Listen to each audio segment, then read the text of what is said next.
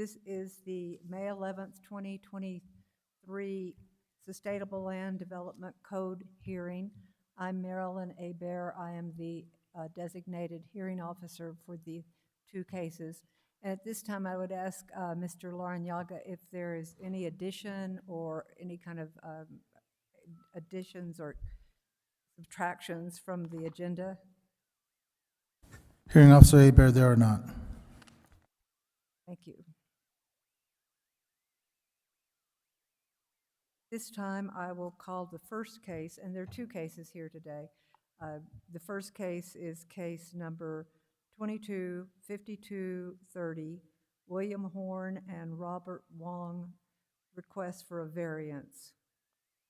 And I don't know who the staff is. Mr. Bustos will present staff's case, please.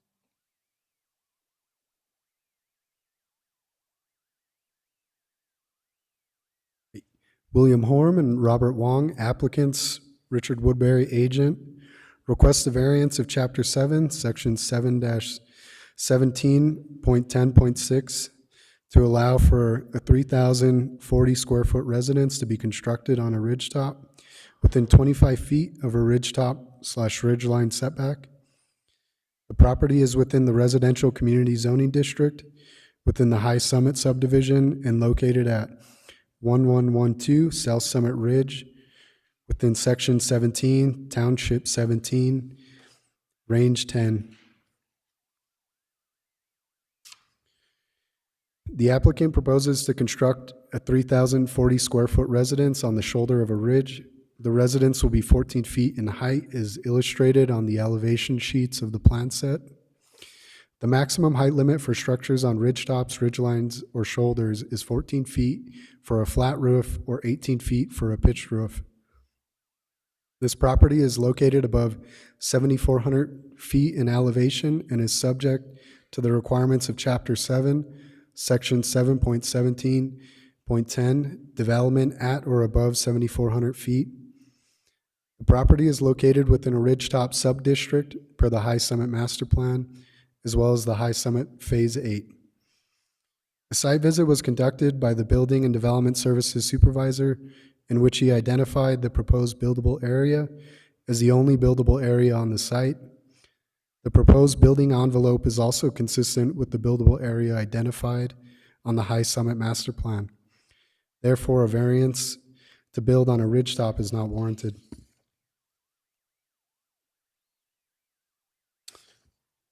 The applicant has addressed the variance criteria and staff has responded. Building and Development Services staff has determined that this application is not in complete compliance with the SLDC, but it seems to be in line with the criteria necessary for granting a variance. Due to the topography of the lot, the applicant is unable to construct a home on the lot without variances. The applicant has met the variance criteria where, due to extraordinary and exceptional situations or conditions of the property, the strict application of the code would result in peculiar or exceptional practical difficulties or exceptional and undue hardship on the owner. In order to construct any residence on this property, a variance request is necessary. This causes peculiar and exceptional practical difficulties or exceptional and undue hardship on the applicant. Based on the proposal, minimizing the amount of disturbance of terrain and minimizing the visibility of the residence, the spirit of the SLDC is met. Staff recommends approval of the variance to allow 120 square feet of the garage to have a setback less than 25 feet from the ridge line, subject to the following conditions. Hearing officer may enter the following conditions into the record. Yes, please. Thank you. And I now stand for any questions.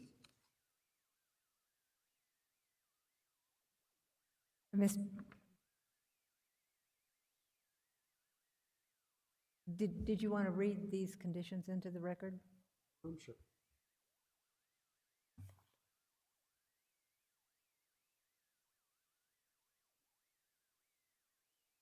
Condition number 1, substantial construction of the buildings or structures authorized by the variance shall occur within 1 year of the date of approval or the variance shall expire as per section 4.9.7.5 of the SLDC. Condition number 2, the proposed residence shall be in compliance with all pertinent requirements of Chapter 7, Section 7.17.10, development at or above 7,400 feet. Condition number 3, the proposed development will comply with Santa Fe County Fire Prevention Letter of Approval. And I believe those were all the conditions. All right, Mr. Bustos, I just had a couple of questions. On the conditions, on condition number 2, the proposed residence shall be in compliance. Would that be with all other pertinent requirements, since there's a variance being requested for one of the requirements? So would you suggest we just include the word other before with all pertinent requirements to be with all other pertinent requirements? Hearing officer, I believe that we could make that change. That's correct. Okay, and I think just one or two other small things. This subdivision was, it was platted before the current code was adopted, is that correct? Hearing officer, that is correct. And are you aware of any other properties up there that the county has granted variances to meet the current code? Hearing officer, I believe there are quite a few lots up there that have gone for variances. I may refer that question to our building and development supervisor, who's familiar with the terrain management requirements. All right, thank you. Hearing Officer John Lovato with Santa Fe County Building Development Services. So when this subdivision was approved, several variances were granted for 30% disturbance, and also several other issues like the 50% rule, where 50% has to be on 0 to 15%, and the other half of 50% needs to be from 15 to 30%. However, there's no record of that, and we were unable to find any record. But as just experience in dealing with the subdivision, that was one of the determining factors of approving this subdivision. Then the city took over in 2008 when the annexations came in, 2009, and this subdivision was replatted, and to reflect that this was a ridgetop standard that needs to be met. But we were unable to find any record of those because there's so much history with the subdivision, so we decided to move it forward as a variance procedure. When were these, when was that subdivision originally platted and approved? Hearing officer, I believe the original that I have on record was 2005, but I know it's dated back to 1998, 1997 area. All right, or thank time you. frame. Thank you very much.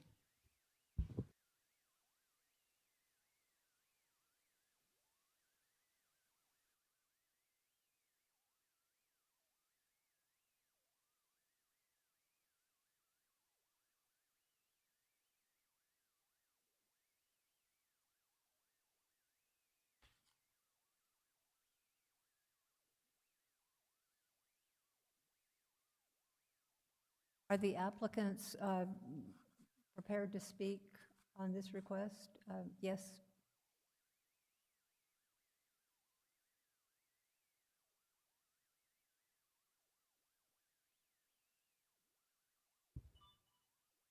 Good afternoon. My name is, do I need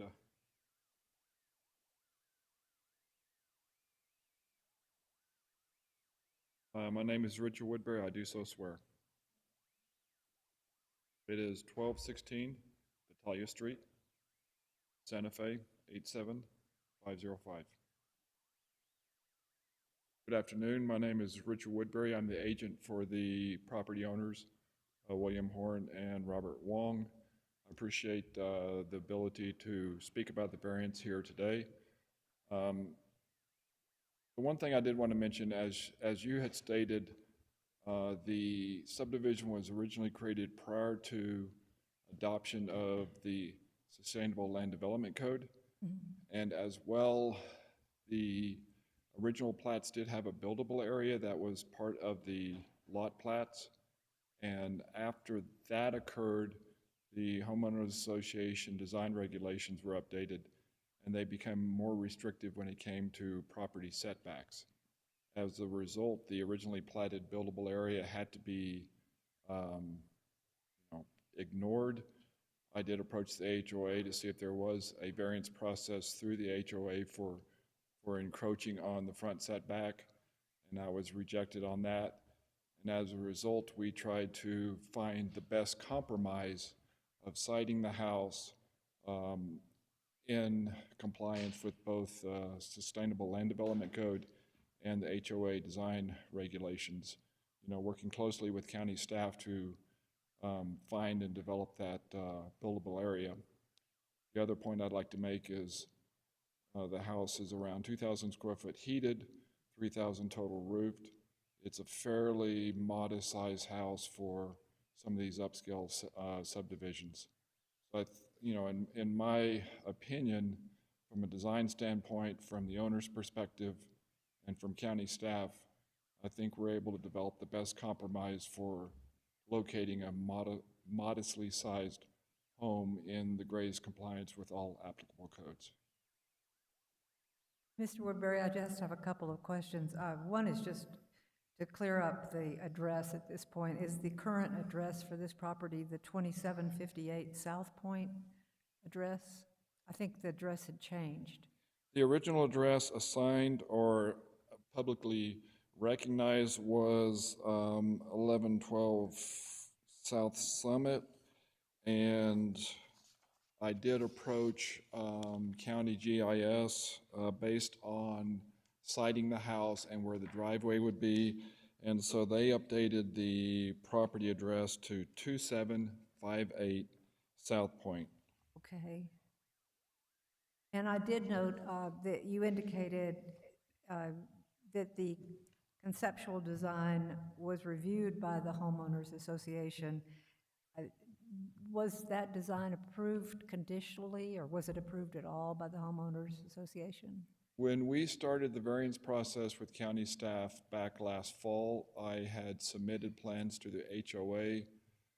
At that point, they said they could not, their design process is you have a pre-submittal site visit and or discussion with the HOA's design representative, in this case Marcy Riskin, a registered architect.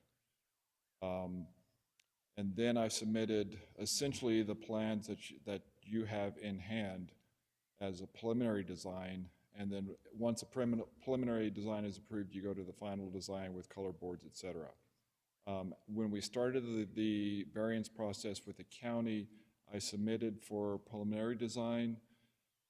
They said at that point they couldn't proceed with a complete preliminary design approval. They did give conditional approval of the design intent. Since then, refined the drawings and the design. The design is the same as what you're seeing. It's just more information was provided to the HOA. The homeowners have received preliminary HOA approval, effectively saying that the house location, heights, size, etc., were meeting their guidelines. There was a statement as far as your response to the variance criteria number 2, that the now invalid buildable area, was that just a reference to the fact that it was now invalid just because of the adoption of the code? Is that what that's referring to? Yes, what I was trying to state in that is the original buildable area, which was shown on the plat with a kind of amoeba-shaped bubble, Yes. or a dash bubble, that the full buildable area was not buildable because of primarily setback changes from the HOA. And as a result, the house actually is outside of that original buildable bubble. Okay. Did you want to add something to that statement? I had a question also about the water. What is the water service provided at that elevation? The subdivision does have a community water system. Actually, I believe it's part of the city of Santa Fe water distribution system. So we do have what I'm just going to call generically city water and sewer on site, as well as natural gas. Okay. Thank you.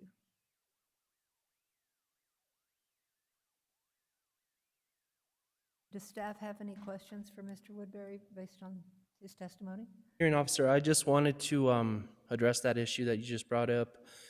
When the subdivision was approved as prior to the SLDC, there were no required setbacks from 30% slope. Now that the ordinance has been instilled in 2015 and then 16 re-amended, it put these provisions on applicants. So we're going to see some of these subdivisions come forward with these issues. So I just want to put that out there. Let me just ask you, is there a safety concern, or are these setbacks are primarily aesthetic? Is it a combination? I was looking at the way that this small part of this garage is going to apparently be too close to the shoulder of the ridge. And is that a safety issue, or is that purely aesthetic? Because it is up in the above 7,400 feet. No, sir. I would say a little bit of both. It's aesthetically sound to kind of set that back from the actual ridge line, but part of it's also erosion control. And being that this is a heavily wooded area or terrain wooded area, then I think we're safe to say that the slopes are stable in this case. But that is a concern, and that is an issue always when you design something on a ridge top. All right, thank you very much. You're welcome. I was handed, I believe, a comment from a Mr. Martin. Was that a comment that staff had just received? Yeah, hearing officer, that letter of opposition was dropped off at our office this afternoon. All right, thank you very much. Thank you. Is there anyone in this audience that wants to speak to this request for a variance? Yes, please. You'd come forward, be sworn in, please.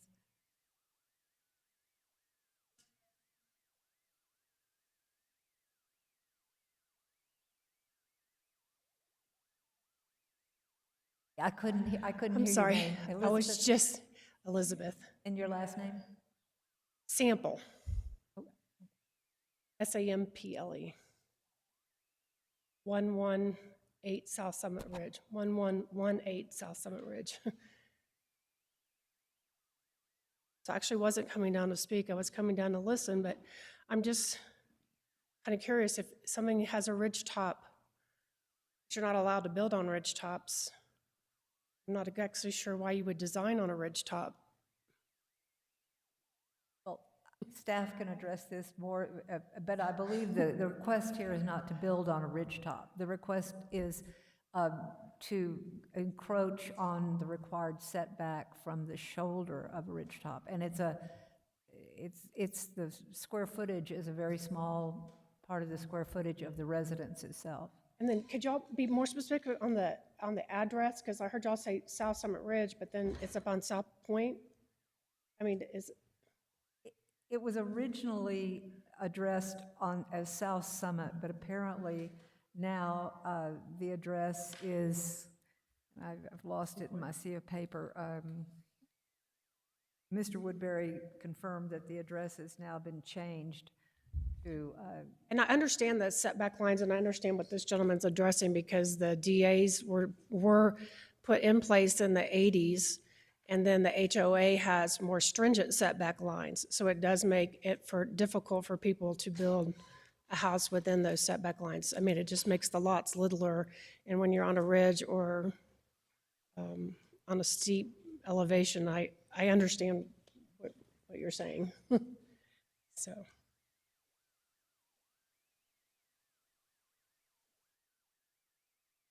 Hearing officer, to address I'm sorry, I forgot your name, but to address the young lady's concerns, We do not allow building on ridge tops unless there's no other developable area. In this case, this subdivision was platted that way in 1997. Our ordinance came in 96, and as I mentioned before, there were several variances that were granted. However, the setback ridgetop portion of this was not part of that request. And also, to address the access issues or addressing 2758 South Point is the actual correct address right now. The way this property was granted was probably at preliminary platting, and so they granted it off of South Ridge or South Summit, and then later on became South Point, because any property that addresses two or more properties off of an existing road needs its own access and address off that road, if that makes any sense. Thank you. Yes, well, we know it's now on South Point. Thank you. Is there anyone else that wants to speak to this request?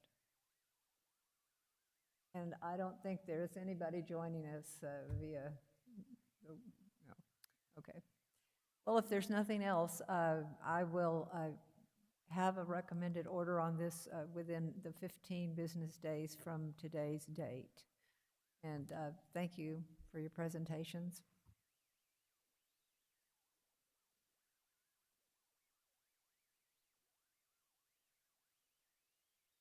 At this time, I will call the second case, which is a request for a conditional use permit, and that is case number 235030. And if staff would present the case on this matter, please.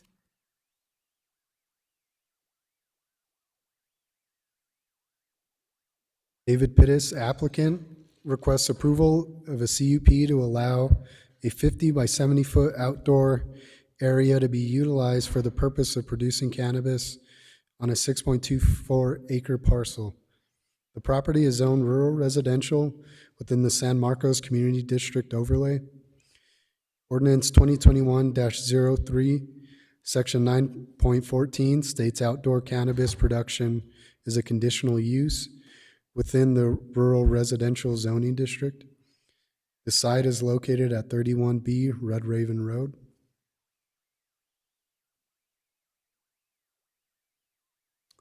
The applicant is requesting approval of a conditional use permit to allow a cannabis producer microbusiness to cultivate cannabis plants outdoors.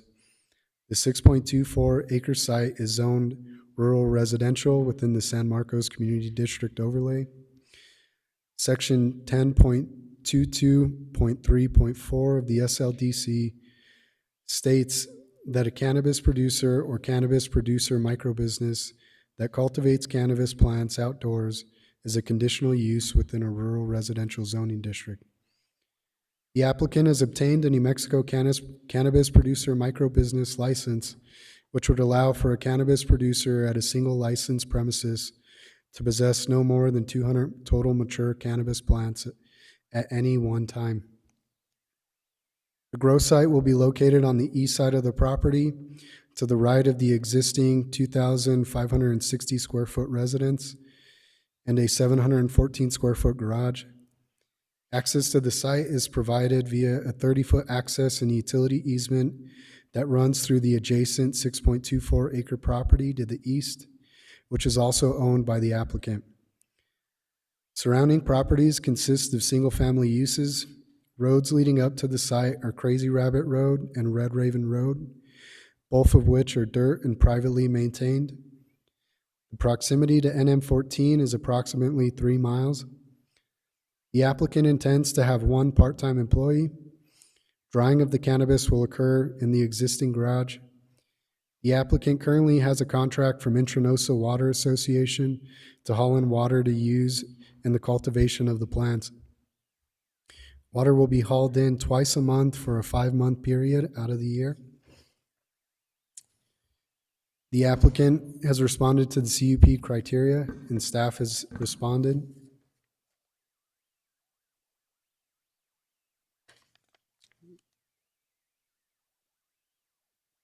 The applicant has also addressed the applicable SLDC design standards, and staff has responded.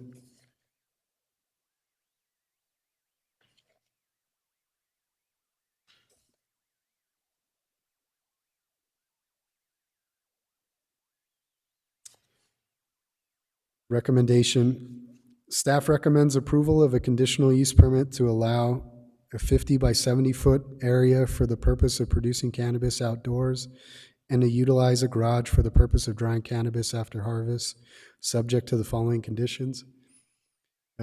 Hearing officer, may I enter the following conditions into the record? Yes, please.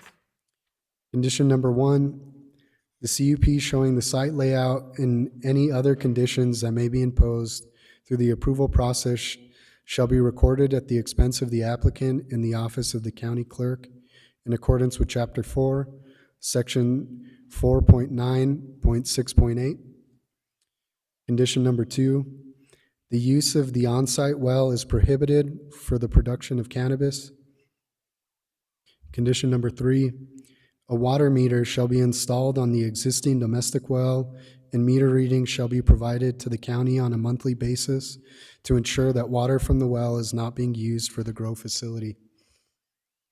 Condition number 4, the approval of the CUP would allow for the applicant to operate as a micro-grow and utilize a 3,500 square foot area to cultivate cannabis plants outdoors and to use an existing garage for the purpose of drying cannabis after harvest, as illustrated on the drawing that was submitted to staff. Condition number 5, the applicant shall obtain a Santa Fe County business license. Condition number 6, prior to going forward to the Planning Commission, the applicant shall provide cut sheets of a proposed security lighting and a statement from a New Mexico professional engineer indicating that the on-site driving surface is capable of supporting 75,000 pounds imposed load of a fire apparatus. Condition number 7, the portion of road that goes through tract B2 and B1 will need to be upgraded to a 20-foot driving surface. Condition number 8, adequate containers for solid waste collection and storage, as well as a screened area for solid waste storage will need to be provided. And condition number 9 is the property shall be in compliance with Ordinance 1993-6 and Ordinance 1993-11 prior to the issuance of a business license. And I now stand for any questions. Mr. Bustos, the reference in the conditions to the B1 and B2, are both of those plots of land, are both of those owned by the applicant? Hearing officer, that is correct. The applicant is the owner of both those parcels. And on which one is the proposed grow site? Is that on B2 or B1? Just one moment.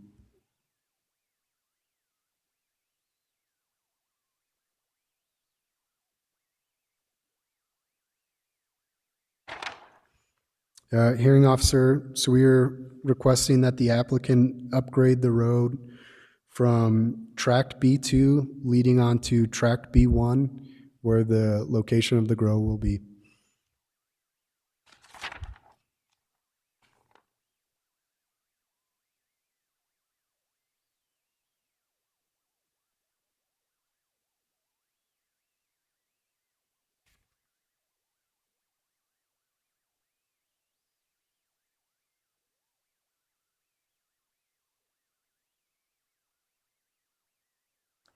And this may be a question for the applicant, but Mr. Bustos, do you know how far the proposed grow site is from the property boundary?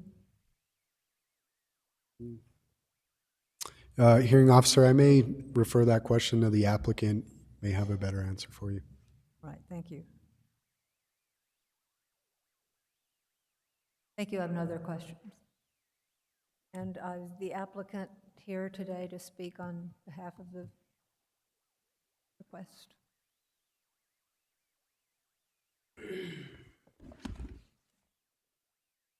And if the court reporter would swear you in, please.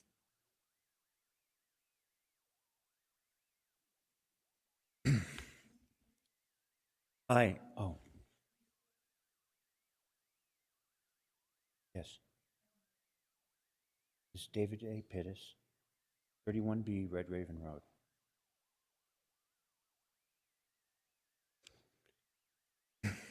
I thank you for your time, of course, to look at this variance. It's been a really slow process to get here, and it's been a very difficult situation to navigate. I believe we've met all the criteria that the county has imposed on us, and I want to thank these guys for doing a great job and being very polite along the way. I know you're understaffed and everything. So my grow is relatively small. It's the smallest grow that you can have and have a state license. I guess, you know, I only have space for 100 plants. And I, you know, am of course going to meet all the pretty stringent criteria that the state has imposed on the grow. I already have a state license, but it's been almost a year and I'll have to renew it because I haven't been able to move forward because the county has these conditions to go through this process. So I know there's a lot of people who think that cannabis farming is a really big windfall of profit, but it really isn't. You know, I purchased the property next to me so I could buffer the grow and that I would have the ability to deal with the road as has been recommended. And, you know, I've spent a lot of money, many tens of thousands of dollars already, not including the price of the land. And I really do expect my first year to be a loss. So I guess this is pretty normal for a business, a small business.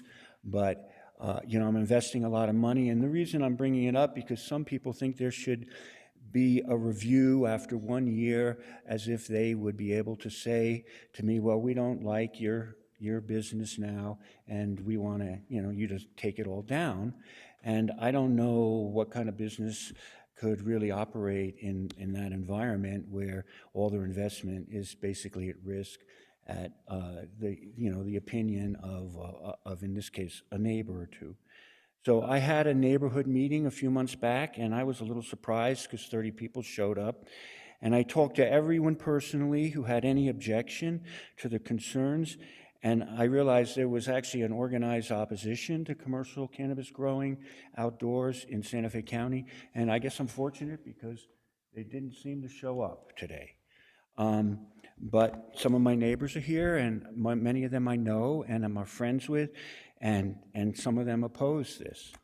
I guess that's fine.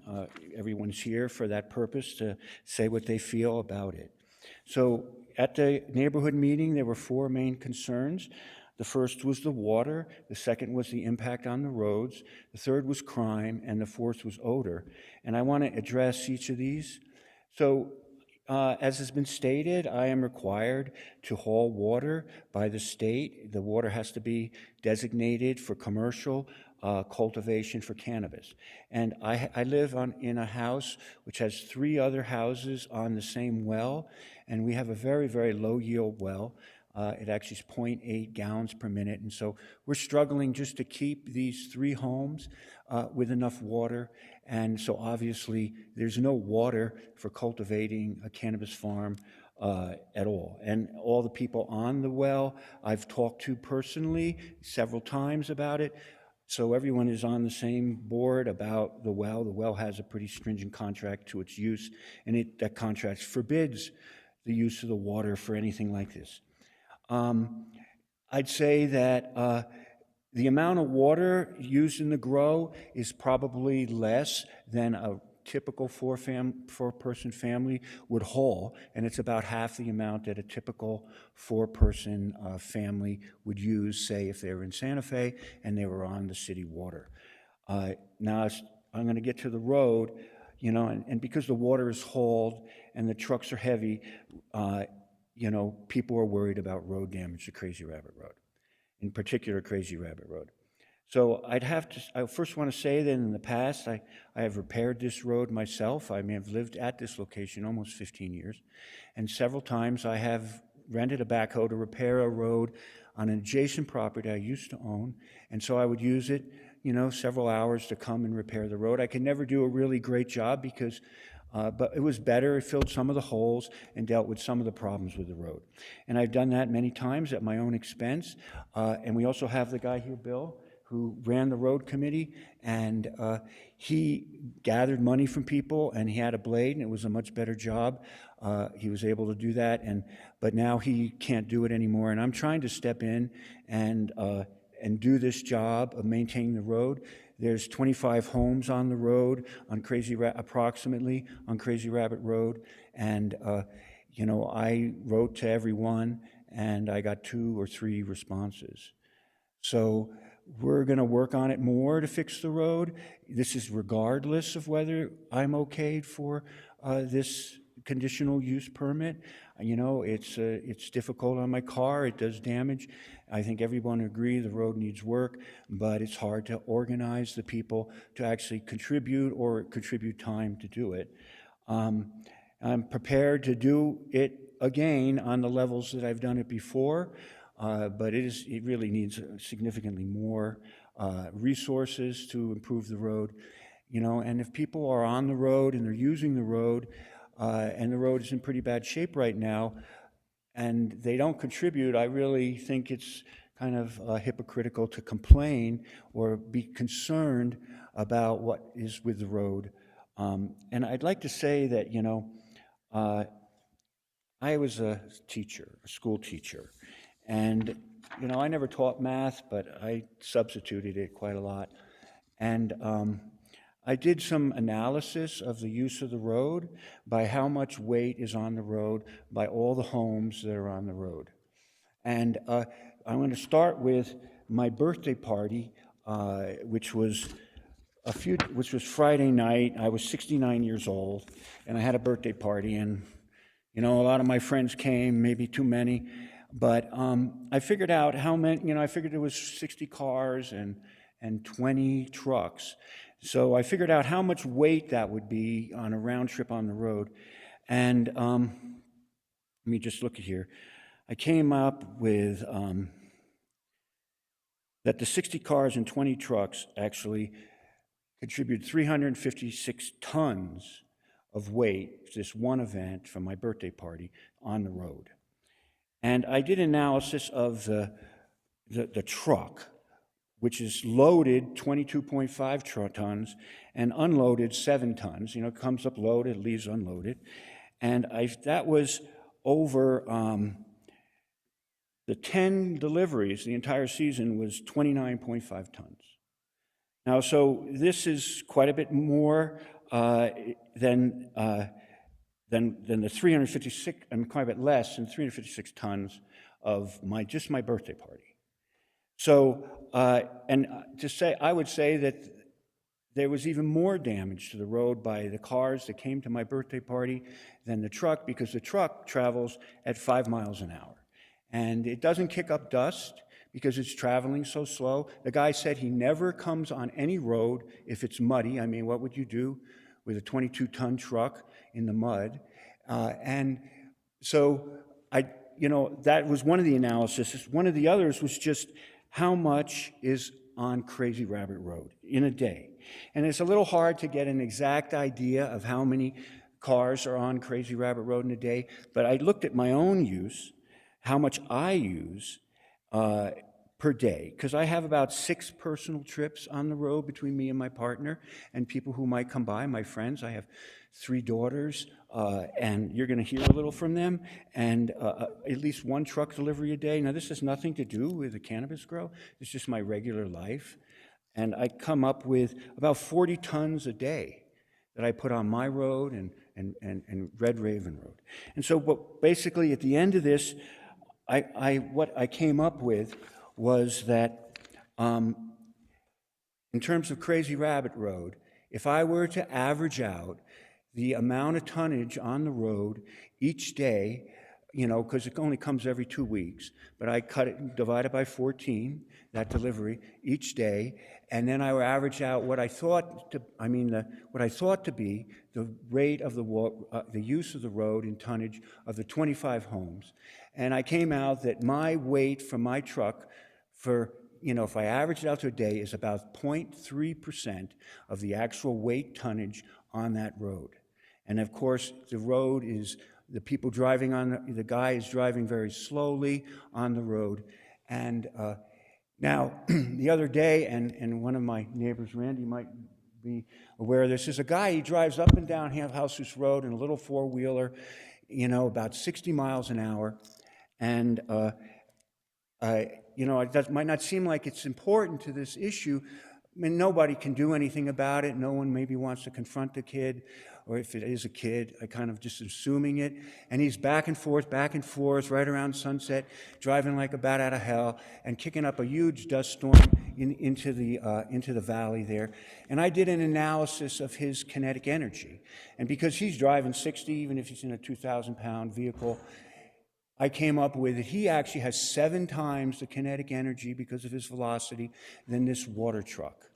And even a normal passenger car, like my car, driving at just 20 miles an hour on the road still has more kinetic energy by a third than the truck because it's driving so very slowly. Now, the kinetic energy is not, only a small amount of it is put into the road, but anybody who's driven on these dirt roads know that the faster you're going, the more you're going to rut it out, the more you're going to make those potholes bigger, the more you're going to damage the road. And so I guess it's my position, and other people are going to disagree, of course, that my delivery of water is going to have a minimal effect on the road. I'm going to move on now to the next issue, crime. So many people know, you may know, hearing officer, that in the state of New Mexico, a normal household with 2 adults is allowed to have 12 marijuana plants.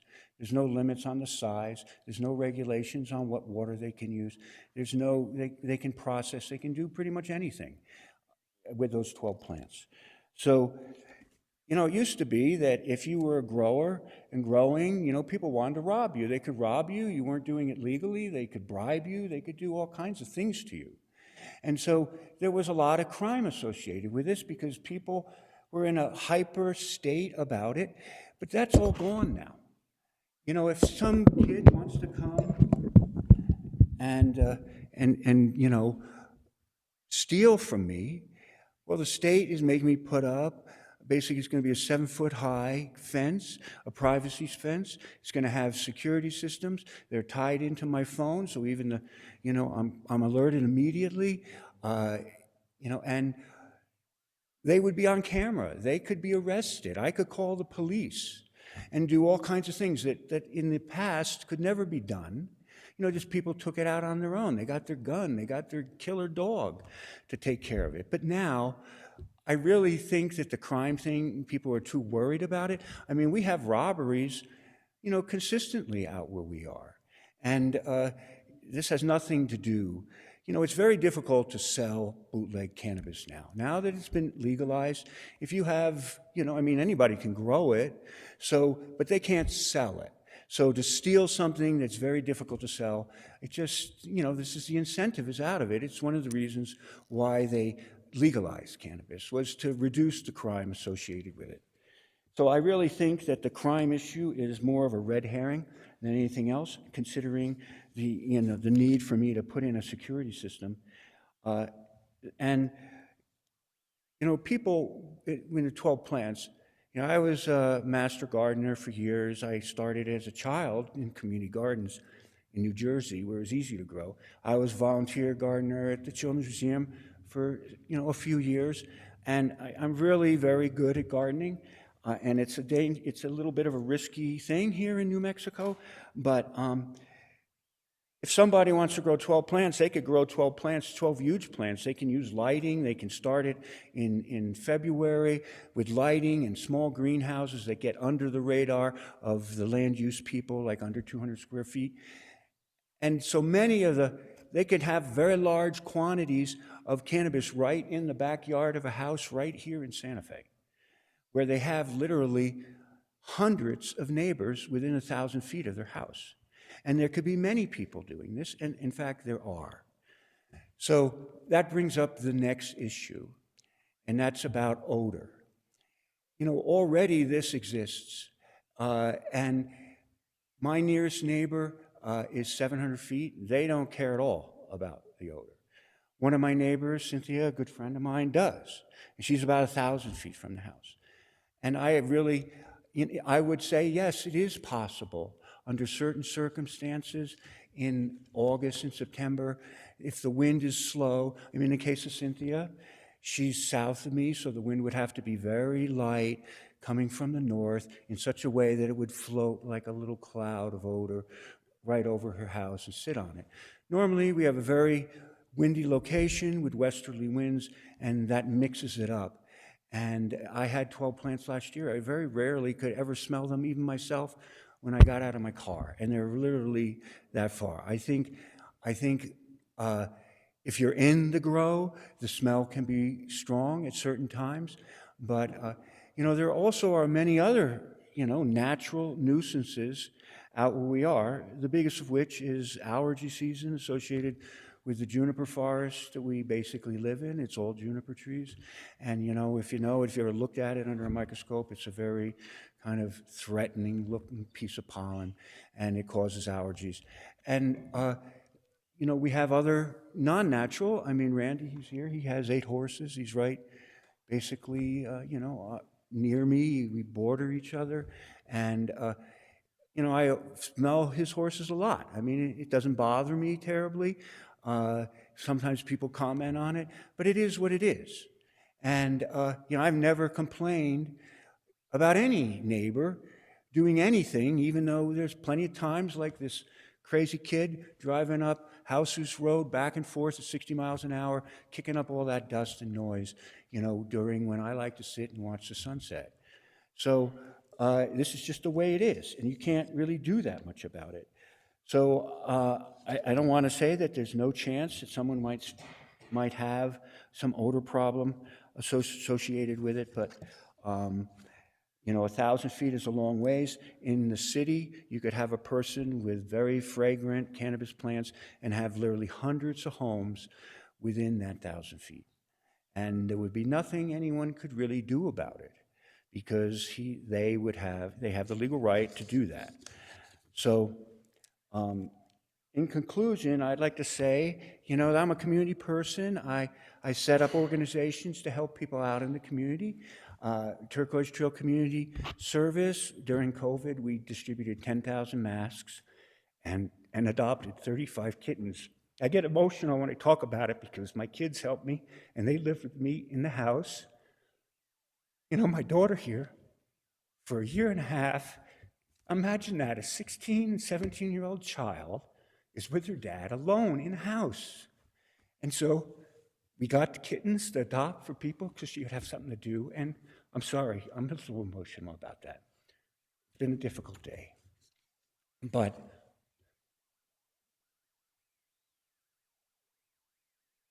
so I run community organizations to help out the people in the community. Recently, I've taken on 2 fire burn victims who had their houses destroyed in the last year, who came to live in my house, and I helped them get back on their feet. So, I'm no angel or a saint. I'm just a regular guy, a retired school teacher who's looking for some income to, make my life a little easier. Mr. Pettis, could I ask you just a question about the layout of the land and Sure. the road situation? I'm looking at is a small lot family transfer division, and I'm sure you provided this. Yes. It shows the 2 plats, which I believe you now own both of them. And Red Raven Road, it dead ends on the property where you're proposing to do the grow, is that Yes. correct? Okay, and I'm not sure where Crazy Rabbit fits into this. Is the road that circles around and comes through the property you bought onto the property where you reside, is that the one that hooks into Crazy Rabbit Road? Yes. Yes, it hooks, it comes up, it's an artery off of Crazy Rabbit. Okay. And it basically goes north from Crazy Rabbit, and it bends around. It goes by Lewis's house, and then it goes by Uzi and Cynthia's house. And, and Cynthia, I just got it today, her objections, I was a little taken back by it because I had just got it, And Are these written objections? Because I think they are, and she may have submitted them, and she's going to talk about them. But, you know, when I first moved there, I mean, when my mother bought the land, because my mother originally owned the land, and it was family transferred to myself and my brother. And my mother died, and my brother, he lives in New Hampshire, and he wanted me to buy it, and I bought it. And there were many reasons, but one of them was that I was in the process of this cannabis operation, and I felt that I was needed for the access. I knew about the road issues and all those kind of things. Well, when someone first bought the land that Cynthia and Uzi live on, the realtor came to me and she says, "We don't want this road right by where we're going to put a house. We want you to move the road and put it down here." And she showed me the spot. And I thought, well, that's maybe not a good idea. They were willing to do it, but I said no. But then when they built the house, I realized they were right, that I had to drive from now on right not by their house, like 50 feet from their house.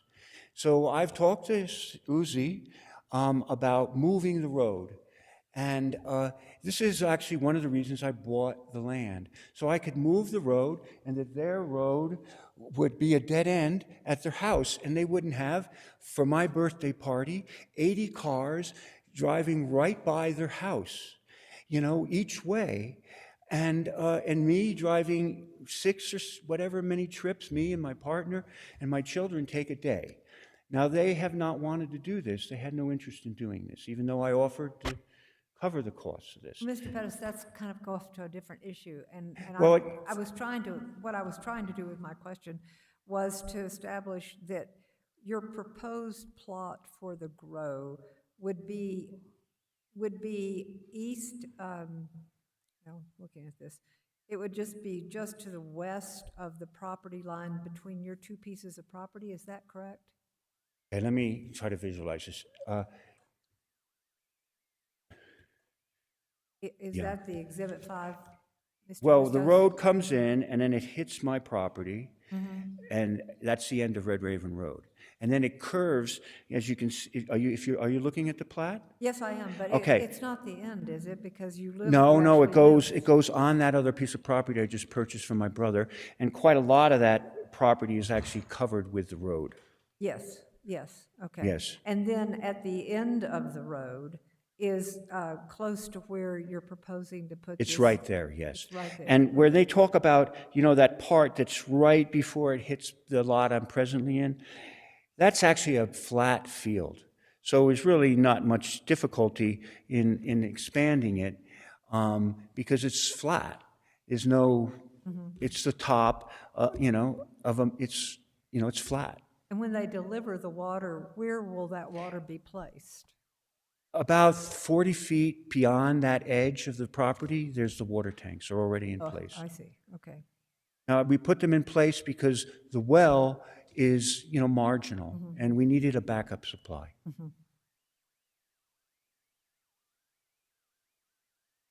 Thank you, Mr. Pettis. I don't have any other questions at this time. Does staff have any questions of Mr. Pettis based upon what he's just testified to? No? Okay, at this time, I'd like a show of hands of the people that want to speak to this requested, oh, okay, there are a number of people. All right, if maybe you would just start with this first row, the closest to the aisle, and we just go down the aisle and then the next row and so forth. Thank you. Approach the podium together, the two of us. Yes, that would be fine.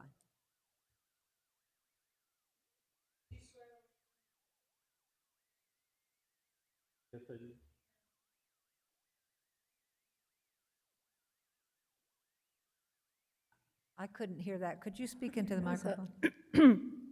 Marina and James Patton, 193 Houses Road. Thank you.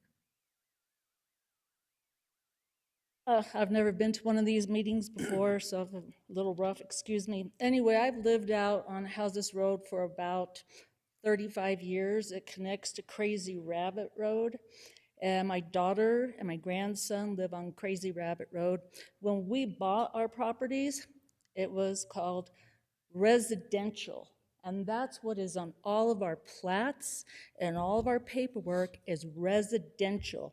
There is no commercial property allowed in this neighborhood, and we would like to keep it this way, especially because now that medical cannabis is legal, there's going to be farms popping up everywhere. We do not want this in our neighborhood. It's very nice that David wants to bring water in. He wants to fix the road. That's really nice, but that's not what this is about. It is residential only, and that's specifically on everybody's plats. And also, I would not have known about this meeting, but I was going for a walk. I walk a 5-mile loop around Houses Road, Crazy Rabbit Road, and as I was walking, I saw a very, very small permit sign, and it is not legally posted. It's not. It is down a very small road in the trees off of the main Crazy Rabbit Road, and I brought those pictures with me today if anybody needs to see that for proof. But it looks hidden in the trees. And maybe that was a mistake on his behalf, I don't know, but I barely saw it. And somebody sent me a picture and said, look at this. So anyway, if you need to see the picture of where the sign is posted, I definitely have that to present. And we do also worry about, we walk out there, we ride horses, we walk our dogs, we have our children, and we don't want the traffic. He says it'll be minimal, but when it comes to harvest time, I don't think that traffic is going to be minimal. And every vehicle does kick up dirt. You can drive 5 miles an hour, 10 miles an hour, it's still going to kick up dirt. And those of us who walk out there, live out there, ride horses, and I feel that is also a safety concern. And have anything to add to that? Well, I agree with everything that Marina said. I've lived out there since I believe it was 1998. And I'm a CDL big truck driver. And I'm very aware of that road out there. It can't handle a big truck. The only truck you can get out there to haul water would be a bobtail truck. And even at that, the weight, a 40,000-pound truck will just pulverize the road in one load. I'm not sure what exactly he's going to do to upgrade the road, but it'll take quite a bit. And unfortunately, I hard of hearing, so I wasn't sure exactly what he said. He might have said something about his 100 plants are used about as much as a family household of 4. If that's what he said, he's full of crap. I grow fruit tomato plants, like 3 or 4, and they use about as much water as a family of 4 in that climate. Also, I'm not a pot farmer, but I know enough about it that it's going to take quite a bit of, to grow a commercial pot plant. It's going to take quite a bit of daily manipulation, so it's going to have at least 1 or 2 worker bees out there, which is going to be added traffic. Not knocking the Santa Fe Sheriff's Department at all, but the Santa Fe Sheriff's Department can't keep catalytic converters safe. I'm not sure what 100 mature pot plants worth. I'm pretty sure upwards of $1 million+ dollars.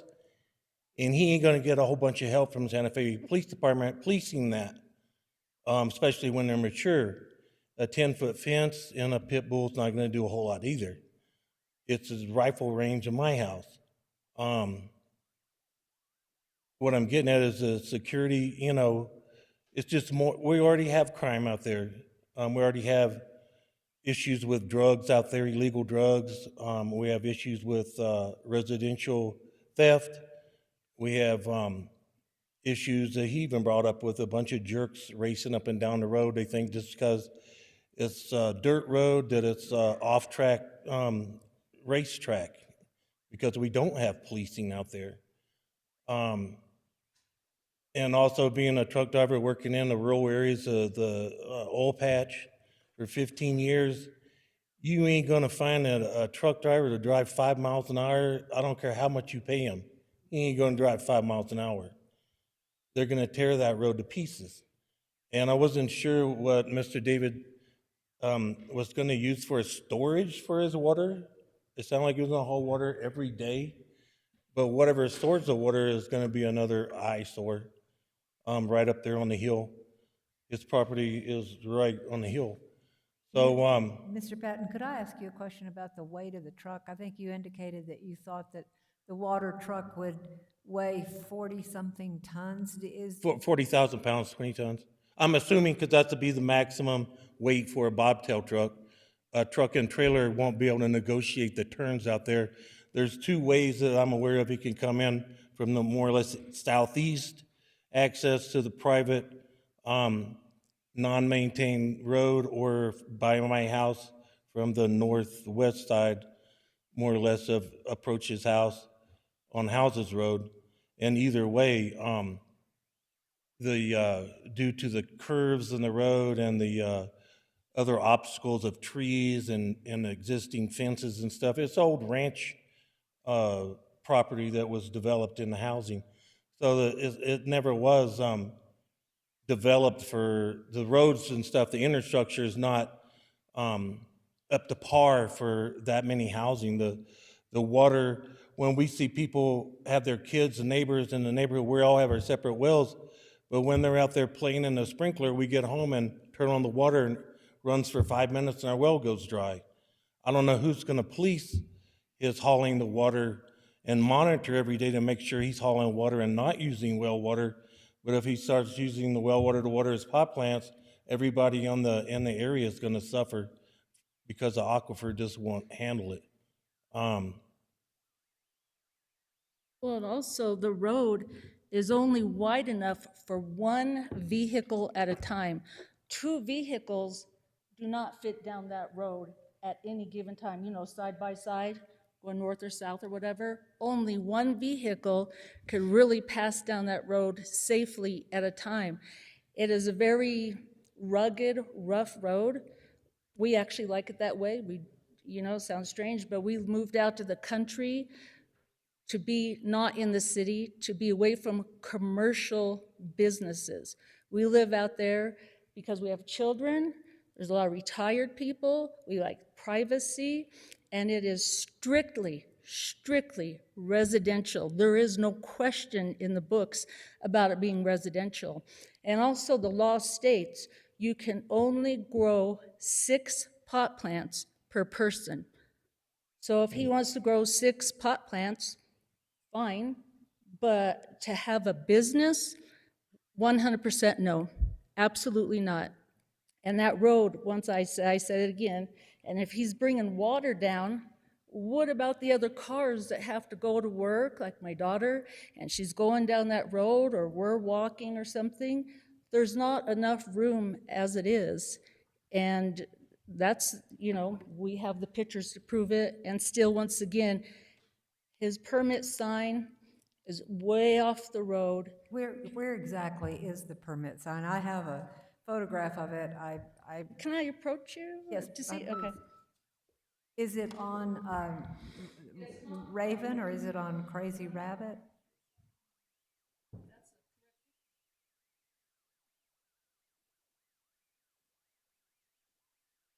It's not doing much good for the court reporter. But no, there's nothing you can do about that. Yeah, okay, so what road is this on? What road? That was Red Raven Road. So that is on Red Raven, okay, all right. That's a basic road. It is a very small sign. I understand, but that's not gonna be in the evidence, because, no, there's nothing you can do about that. Okay, thank you. Thank you for your comments. And at this time, I would ask for the next person who wants to make comments on this. Possible I could say something about this? Let's wait until we've had all the comments. Thank you.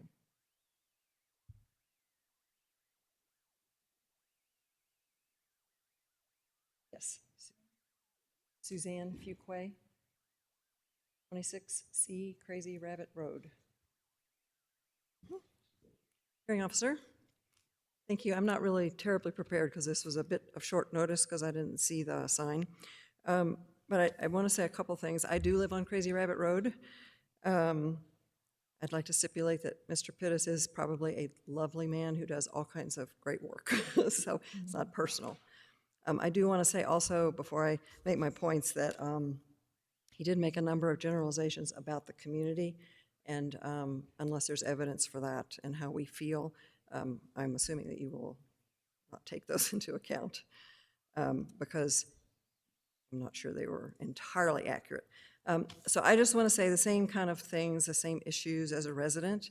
The road, someone said it was a privately maintained road. It is private. Unfortunately, it is not well maintained. And my husband has worked on trying to keep the road maintained for a number of years. We've lived there for almost 30 years. And it is a rough road. You can navigate it, but it is very difficult. I'm very concerned about additional traffic. And while Mr. Pittis is talking about the water truck and residents would use the same water truck, the difference is a resident who is using that road is different than a commercial use that is for profit. And I understand that there may be a loss or whatever, but that is a for-profit business, and no one on that road is going to benefit from that except Mr. Pittis. So we will have to travel that road in its continuing deterioration. The other thing is, I would second a comment about monitoring the groundwater use. I don't know how that's going to happen. The smell is going to be a problem. And then the security lights if they're going off and on. There is something on the county website about the cannabis ordinance that it says it includes a provision to allow the community districts to consider the different commercial cannabis regulations to reflect the community's individual needs, goals, and character. And I know that San Marcos there is a San Marcos Association that has done a huge amount of work over the last, 20 years probably. It's very slow, it takes a lot of time, and the cannabis regulations have they're very recent, and there has been no time, as far as I can tell, for that community organization to decide what our community's individual needs, goals, and character are. And so I object to having this kind of commercial business for the reasons that other people have talked about, and he may meet all of the requirements, but it is not in keeping with the residential area and the character of it as the way it is now. And I really appreciate your time. Thank you very Just much. ask you one question. Is there any kind of a homeowners association that is including your property and Mr. Pettis's property, or is this no association? There is no homeowners association. There are some properties out there that have a few restrictions, covenants and restrictions, and I don't know if his does. Ours has about 4. It's very, there's no stringency about any of that. So I think different properties have different, they may have some restrictions. I don't know if his does or not.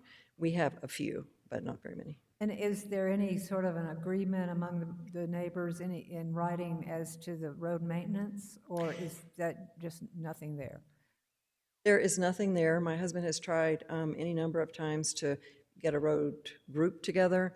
It is go ask for money and fix it as best we can. And we have done that for a number of years. My husband stopped a few years ago because he's getting older and tired. And it has really gotten terrible. But there's no road maintenance agreement or association, although we did try to start one, but it hasn't been successful. Thank you very much. Thank you. And the next person who'd like to speak to this? Good afternoon. Yes, I do. Lewis, Lewis, Hawkins. 17 Red Raven Road. Thank you. Hello? Yes. Hi. Hi, how are you? Just Hawkins. I am a neighbor of Dave. I moved here in 1994 and bought my land in 95 and built my house. I live right in front of him or south of his house, current house. So we share the same Red Raven Road. I don't have a problem with the marijuana, but I do have a problem with the commercial enterprise and how it will affect our area, especially Red Raven Road, my house and my neighbor's house. I guess the main thing that I will say about living where I live, I chose to live there, what is now called Territorial Zone 3, where you have one house, 10 acres, no less than, or more, because of the well, because of the water situation. That was what the county decreed back in the 1980s. And I liked that, and that's why I chose to live in south of town in that area, to have that space, to have that freedom, so to speak, and that solitude. I'm an artist, and it suits me very nicely to be there. I'm concerned about what the road traffic would be as everybody else. I think that's a major issue, at least for me. I'm not sure I understood, Dave, you brought up another route to your property besides our current Red Raven Road. I didn't quite understand that. Well, when Mr. Pettis comes back up, I'll ask him if he will address that. Please, because that would make a difference on my house and on my other neighbors, the Borgies. So we are the most affected, so to speak, of this enterprise. We are the most closest to, like I said, I'm not opposed to the marijuana at all. That's not the issue. I'm just not sure this is the right situation for it. As expressed earlier, we're a residential location. Granted, we're not a subdivision, but that should not make a difference. We do have covenants, just as she said earlier, about 4, mainly about outdoor lighting. That's a major one that mostly people do observe. So we don't have a lot of outdoor light at night. Thank goodness for that. Mm-hmm. So that also, I don't know if you were doing, you said no light? Okay, so no light in that case, which is good to hear. That would be a concern.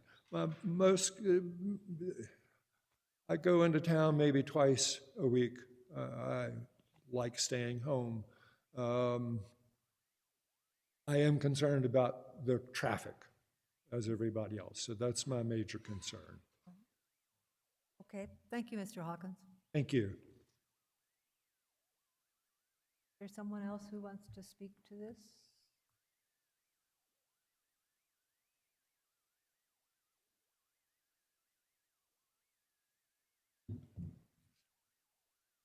Hi. Yes. Cynthia Broshi, 26 Red Raven Road. B as in boy, R-O-S as in Sam, H-I. Thank you.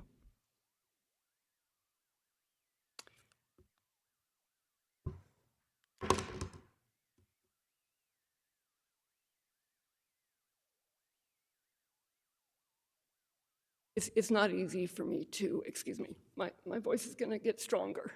I have a very hard time speaking in a situation like this. Okay. So just bear with me, please.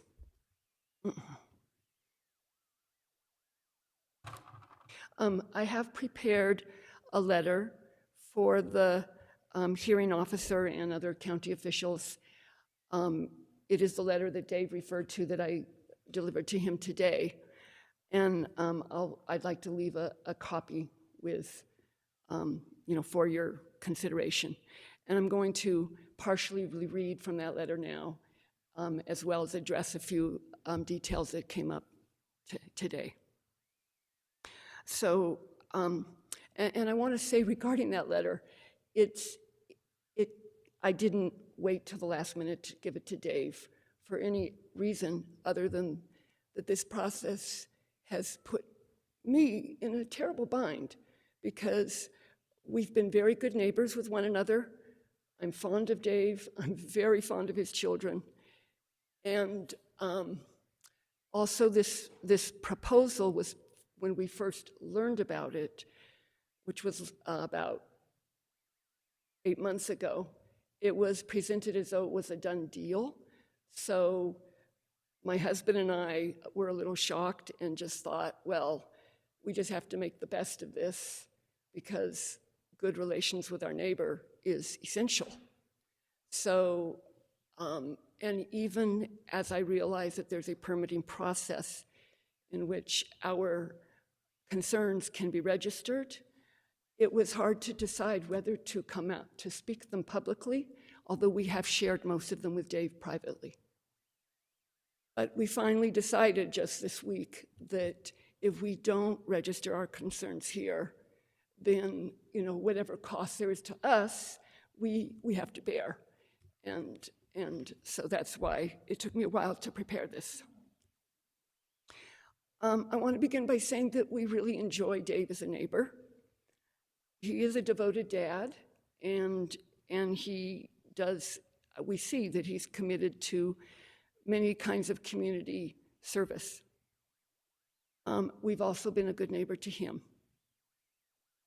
We've each been available to one another when assistance is needed for our property or for the family.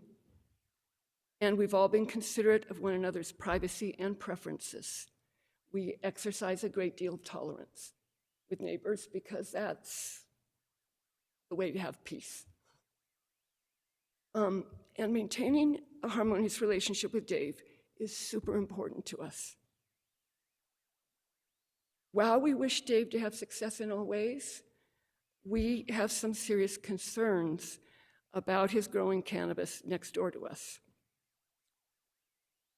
And those are what I want to share here. One is the odor. It's well known that cannabis, when it's growing, has a strong smell. I have a strong adverse reaction to cannabis in all forms. It causes extreme joint pain. Extreme. Even the smell can cause a reaction. Our house was built to be well, first of all, I haven't measured it, but I trust Dave's measurements that we're about 1,000 feet from his house. When I walk out of our door, when he has a fire in his fireplace, there's a wonderful smell. I know when he has a fire in his fireplace because I can smell the smoke. If the wind is in the right direction, of course. So it's not, you know, in my experience, aromas from his property can come to ours. Our house was built to be passive solar, meaning we do not have and we do not need an air conditioning unit. Air conditioning is leaving our windows open all night in the summer and then closing them during the day.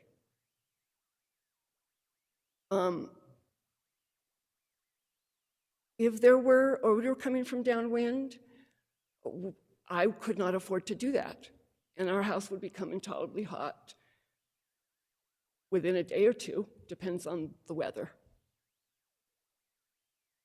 We also live outdoors a lot during the summer, but a strong smell of cannabis would make it impossible for me to enjoy our yard.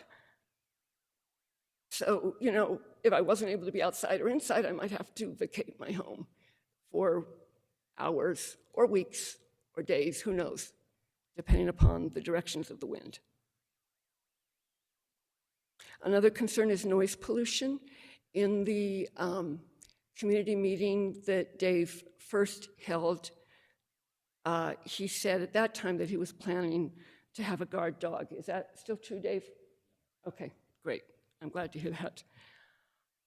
However, again, if there's no wind For instance, we can hear from our house, right outside our house, when he starts a car at his house.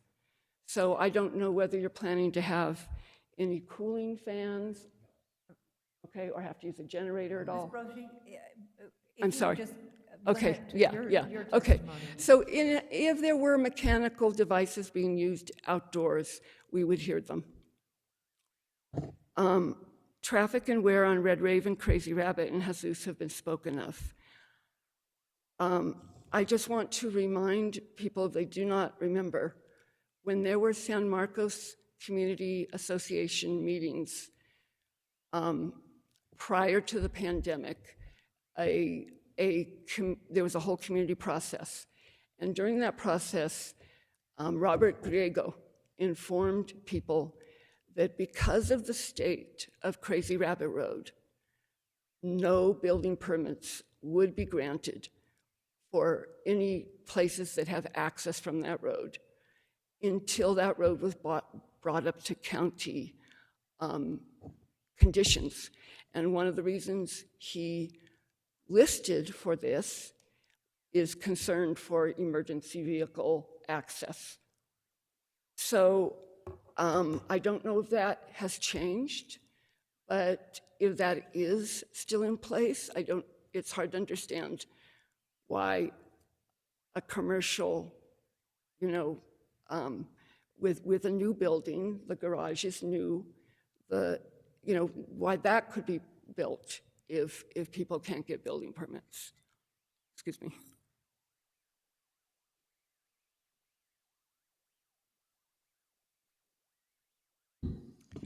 We have windows about 50 feet from Red Raven Road, and all traffic going to Dave's house goes right past our windows. Already, because of delivery of infrastructure and equipment for the farm, there is an increase in traffic, especially in big trucks. That affects us.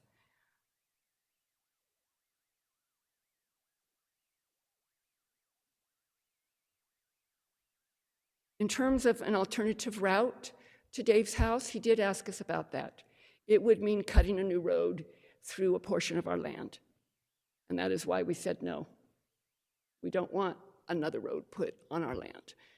I feel very strongly about protecting the rehabilitation of this land, which was overgrazed for hundreds of years. In terms of water, I think that understanding that there's a meter on the well answers my concerns about that. In terms of security, I'm going to read what I wrote here. As neighbors, we've always watched out for one another's safety and the security of each other's homes. We truly appreciate this collaboration with Dave. However, having a crop valued at tens to hundreds of thousands of dollars growing next to us creates questions about our own security. We love to walk quietly on our road at night. One reason we live where we live is so that I, as a woman, can walk in the moonlight alone. We wonder what would occur if someone who wished to secretly or forcibly take Dave's crop came upon us or me while out for a walk. We don't want to sound paranoid, but we do question whether our safety is being put at risk. That Dave has a fence, camera, and alarm system for his crop does not ensure that we are safe.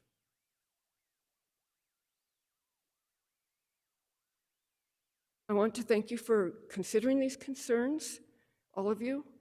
And, for us, they could add up to a significant loss in quality of life. Already, we feel the repercussions. We want our neighbor to be successful. We do not wish Dave harm. We're really concerned that he's invested so much in this already.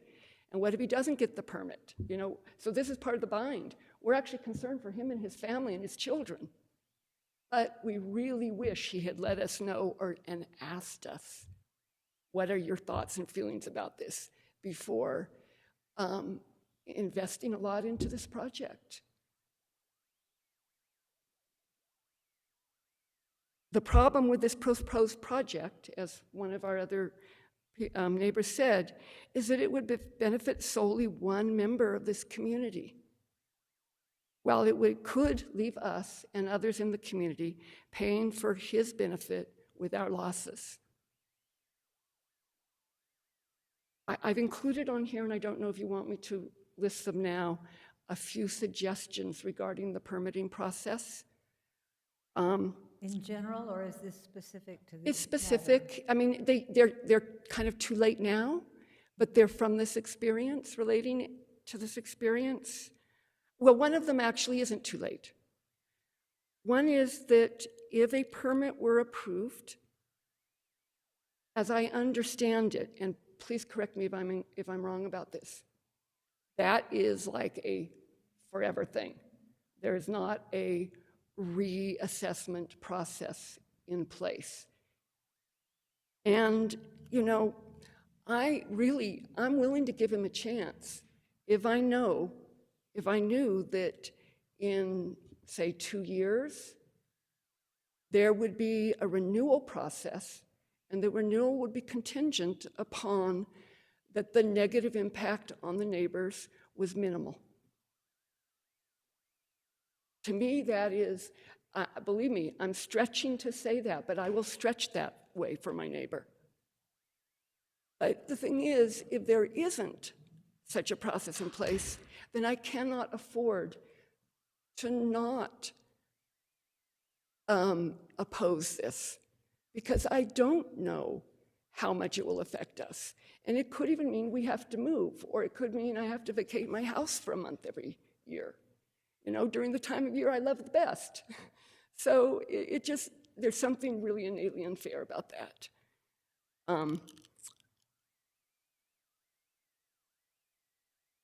Let me see if there's anything else that needs to be addressed right now. I would just say also, okay, this is another thing. I was told when I spoke with a gentleman, from the county, if I understood correctly again, that there are no regular inspections. There would not be inspections of the project unless there's a reason to think that regulations that the permit requires are not being upheld. So again, this is a terrible idea, to make it the responsibility of neighbors to police one another. We should be able to be friends and good neighbors. But in this case, the way we would be able to do that is knowing that the county is equally protecting everyone in the neighborhood. And one suggestion I would make for that is that there be periodic inspections without notice, because that's how these things should be done, during the growing period, the harvesting period, and the processing period, just to assure that all the regulations are being followed. And this would, I know this is costly. So for all my suggestions, any cost to the county should not be coming out of the taxpayer dollar. It should be part of the permitting, I believe. It should be part of the permitting fees. And I want to say about that, everyone in the neighborhood deserves the protection the regulations are meant to provide.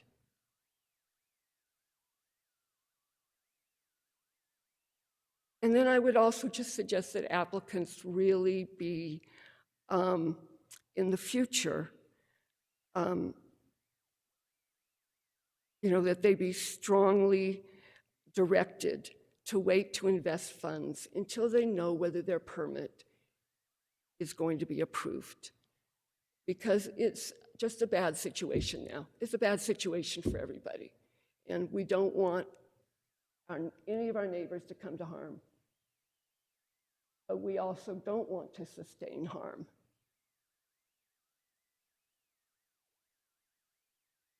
So thank you. I have too many, oh, I'm sorry, one other thing. I'm sorry. Going back to the security lighting, I don't know whether this means lights that will be on at night. If so, that is really destructive to the night sky. I believe there's ordinances about night sky protection. I know at least in the city, I don't know if there are in the county. We'll ask Mr. Pettis to address that when he comes back to testify. But I do also want to say, regardless of whether or not there's a specific ordinance for our area, pretty much everyone lives out where we do because we like to go out and look at the stars. Understand. Yeah. Thank you for your comments. Thank you so much, and I really appreciate your patience and your willingness to consider everybody's point of view. Mr. Pettis, I'm not sure. Is there anyone else that wants to speak on this matter?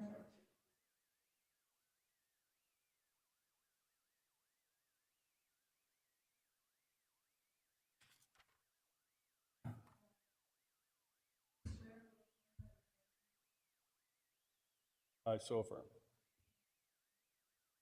My name is Randy Mackey. I live at 135 Houses. And we have the property directly to the north of Dave. And I'm, to be honest, not really for or against Dave growing pot on his property. I think I hadn't really planned on speaking until he kept referring to me back there. We're the property he's talking about, the horses. The thing nice about our horses, they're all in the middle of a 100-acre property, so my neighbors aren't smelling it. One of the things that has been brought up is the smell, and it does stink. I mean, that's why a number of subspecies and stuff of marijuana have the word skunk in their name, because that's what they smell like. And I've known Dave has grown in the past for that simple reason that I could smell it. I mean, where he lives is on top of a hill. So when the wind's blowing most of the time, it's not going to bother anybody. It's when it settles down, we're downhill, it flows down to us. I mean, we're over a quarter mile from his house. And and in the past, we've had, I've never really complained about it because I don't mind anybody, when they were growing privately, but he was growing right up against literally my fence line. And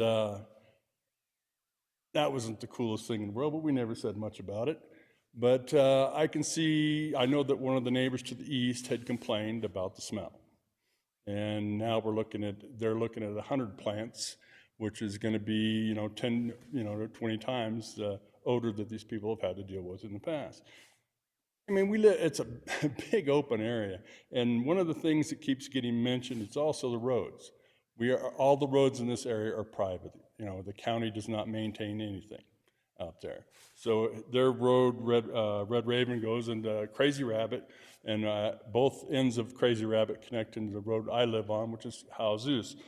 And Hauzeus, the community gets together, collects money, and we maintain our road, even though it still isn't the greatest. It's a heck of a lot better than the roads behind us, Crazy Rabbit being one which borders one side of our property. And it is a horrible road. I mean, we ride our horses around there. I would not want to drive around there. I mean, the only time I can recall that it was ever maintained is when the county told the landowners out there that they could not sell their properties until they brought the road up to a certain, level of whatever. I'm not sure exactly what the rules specify, but then all of a sudden, because there was a couple of landowners wanting to sell property during the current boom, they did some work on the road, but since then the road is washed out again, because it is just, the dirt that's in the ground. Nobody's ever surfaced these roads or done it. Actually, Hauzeus is the only one who's ever had anything applied to it. So I understand what the other people are talking about is the road maintenance. I mean, there is none. I mean, that road is, if you drive 10, 15 miles an hour, you're getting your kidneys beat out. And another thing is that was brought up as the signage when he posted his permit. I've never even knew there was one around. And we border the property directly. My issue was when this all started, we had no clue until thankfully our mailman, because our property is almost 100 acres, but it's made up of 5 properties. And Dave knew, and I mean, his daughter and my daughter used to be best friends, so he knows us, knows where we live, yet he sent the notice that he was supposed to send to us to one of these other addresses that doesn't have a mailbox or anything. Just happened to be our postman was like, oh, yeah, Vicky, I know who Vicky is, and he brought the letter to me. I mean, so, I don't know if there's been a little bit of trickery or trying to hide stuff, but I've known Dave, and Dave, we've not always been the best of friends, but he's always been, I thought, fairly honest. So when he talks about what he wants to do here, and that and I'm sure he intends to, as best as he can to maintain security, but it is a thing as we look at it as one of the things that when it comes to security or, criminal problems, it's coming through our property, because we've already had people come down our driveway, because our house and barns and everything in the middle of our property. So we have almost a quarter-mile long driveway. And just recently, we had somebody that would come down our driveway trying to drive across the arroyo to get to the properties on the back side, because they had no idea how to get there. And trying to explain to them, as you're on private property, get the heck off.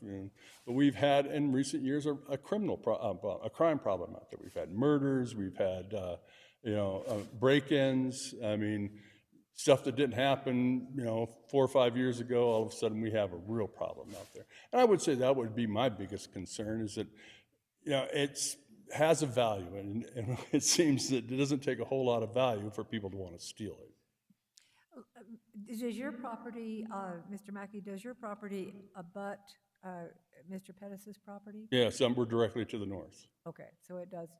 Okay, thank you. And you say you did not receive a mailing?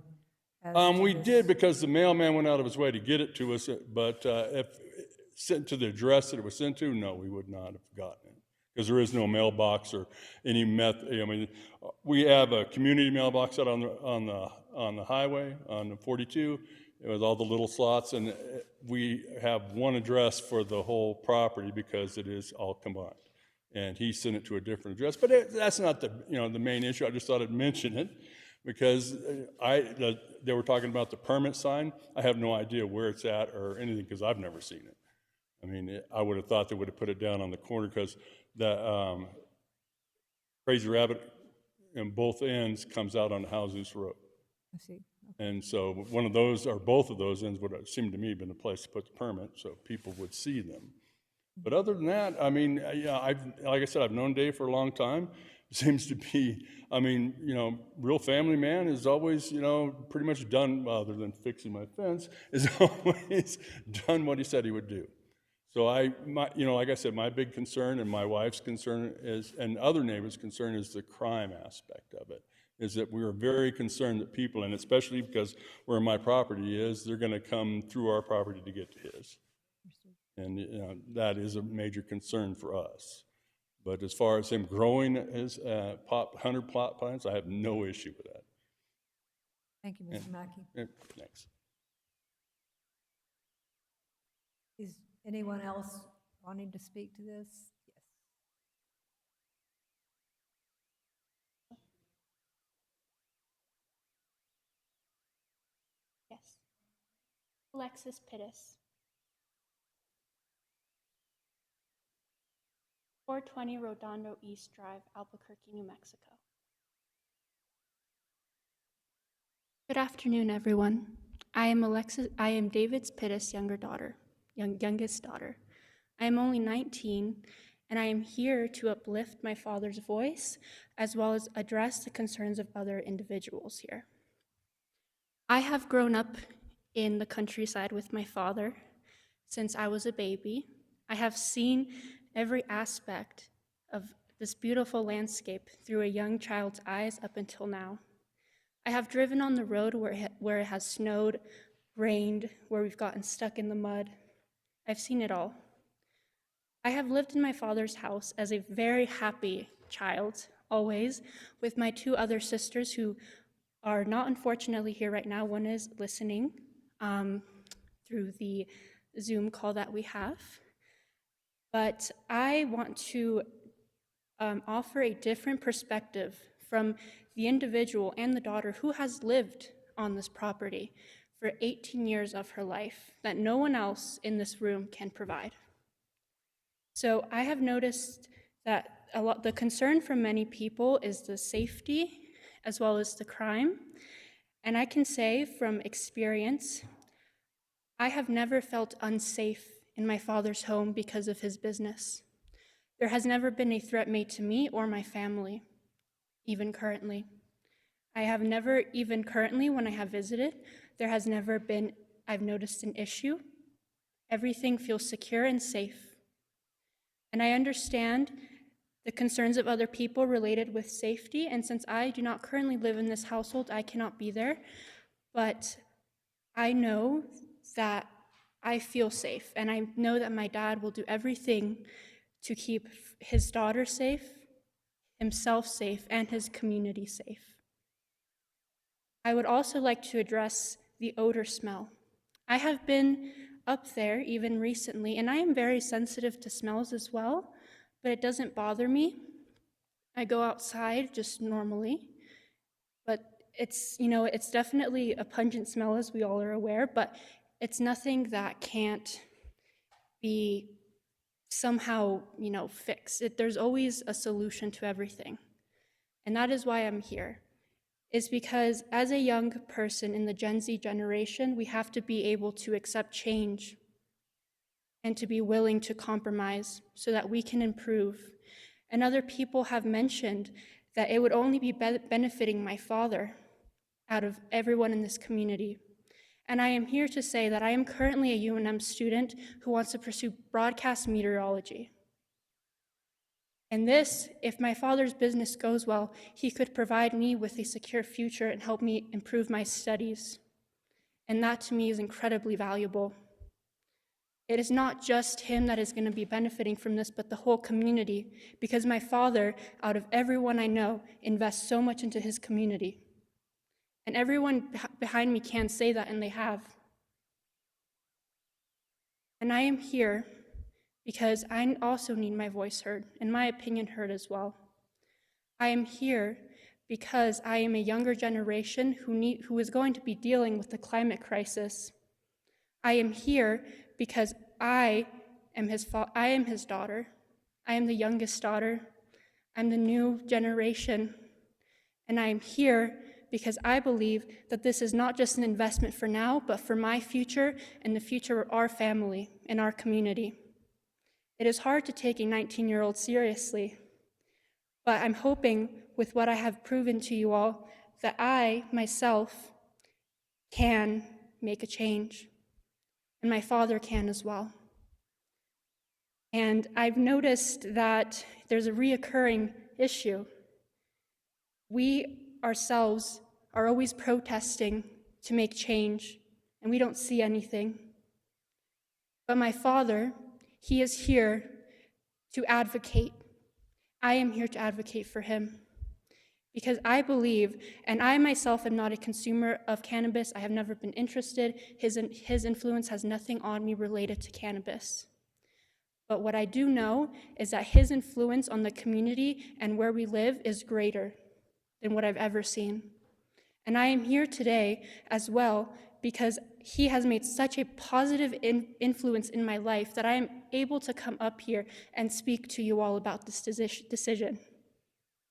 I'm honored to be here and to speak to all of you and hopefully provide a new perspective on this issue. And I hope that everyone, even behind me, is able to reconsider. I understand that there's concerns, but it's important that we all are able to make compromises because we are in the era of change. Things are ever changing. Thank you. Thank you, Ms. Pettis. Are there any other comments? Yes? Okay.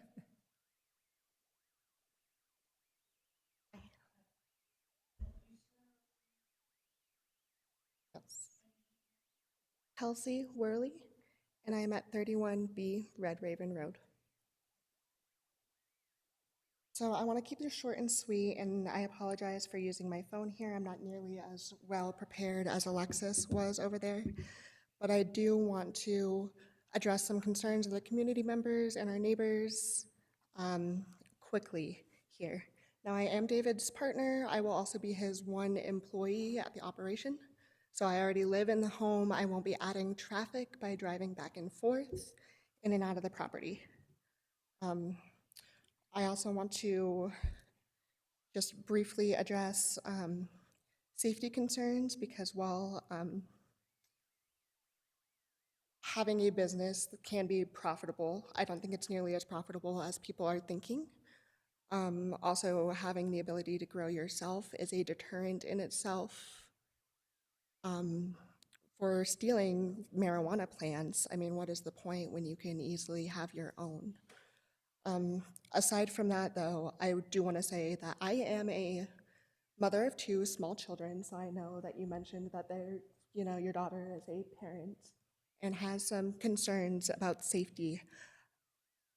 The safety of the property and the neighborhood is very important to me and to David as well.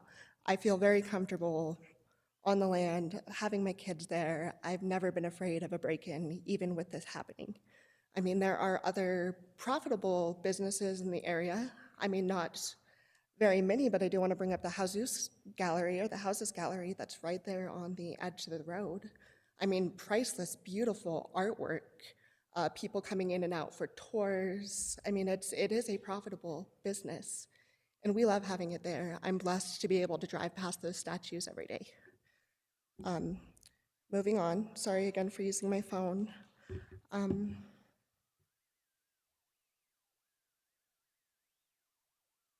Water was another major concern, or the trucks hauling water will affect the road. I do want to say that there is a property on the other side of us. Unfortunately, their well has already run dry, and they've been hauling water to their house for years. So there's already water hauling in place residentially on this road.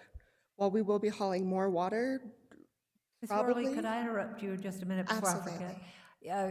Where is the property where they're already hauling water? I'm terrible with directions. It doesn't border our property, but if I'm looking towards the north, it'll be on the right side of me. So Is it accessed east? by Red Raven? No, absolutely not. Is it accessed by Crazy Rabbit? Yes. It is. Crazy Rabbit. All right, thank you. I'm sorry to interrupt you. No worries.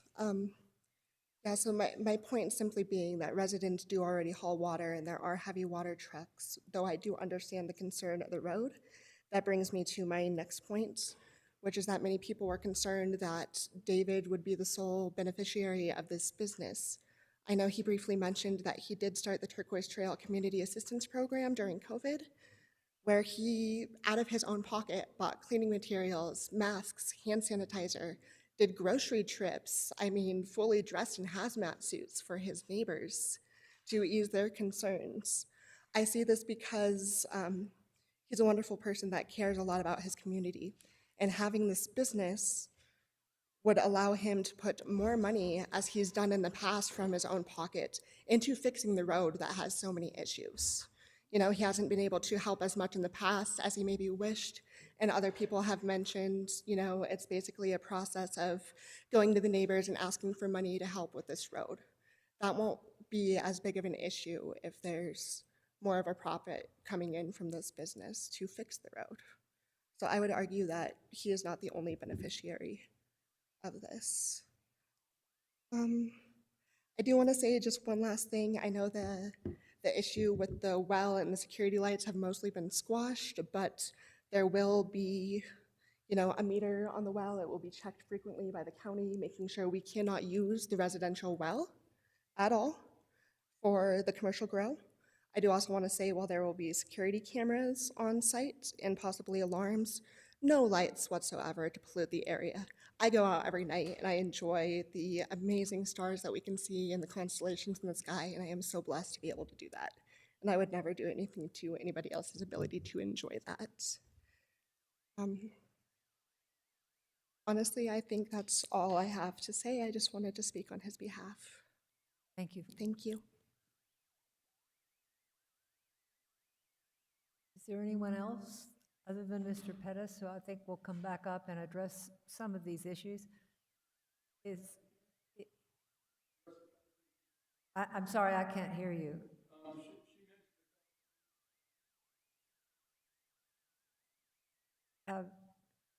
If you can come up here briefly and address them, yeah.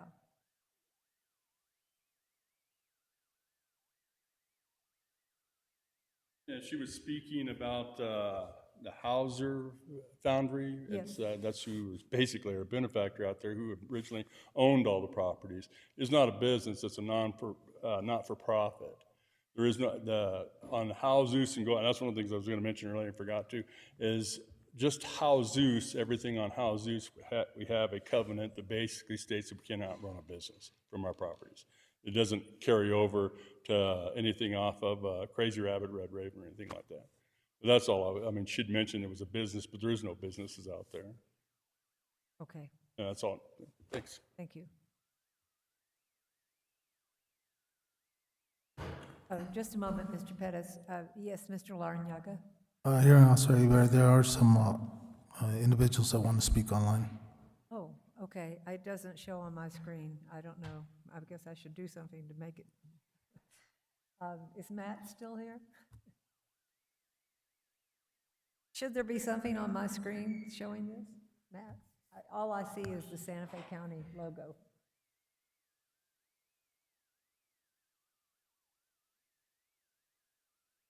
Okay. Okay, the first one up would be Dennis Kurtz.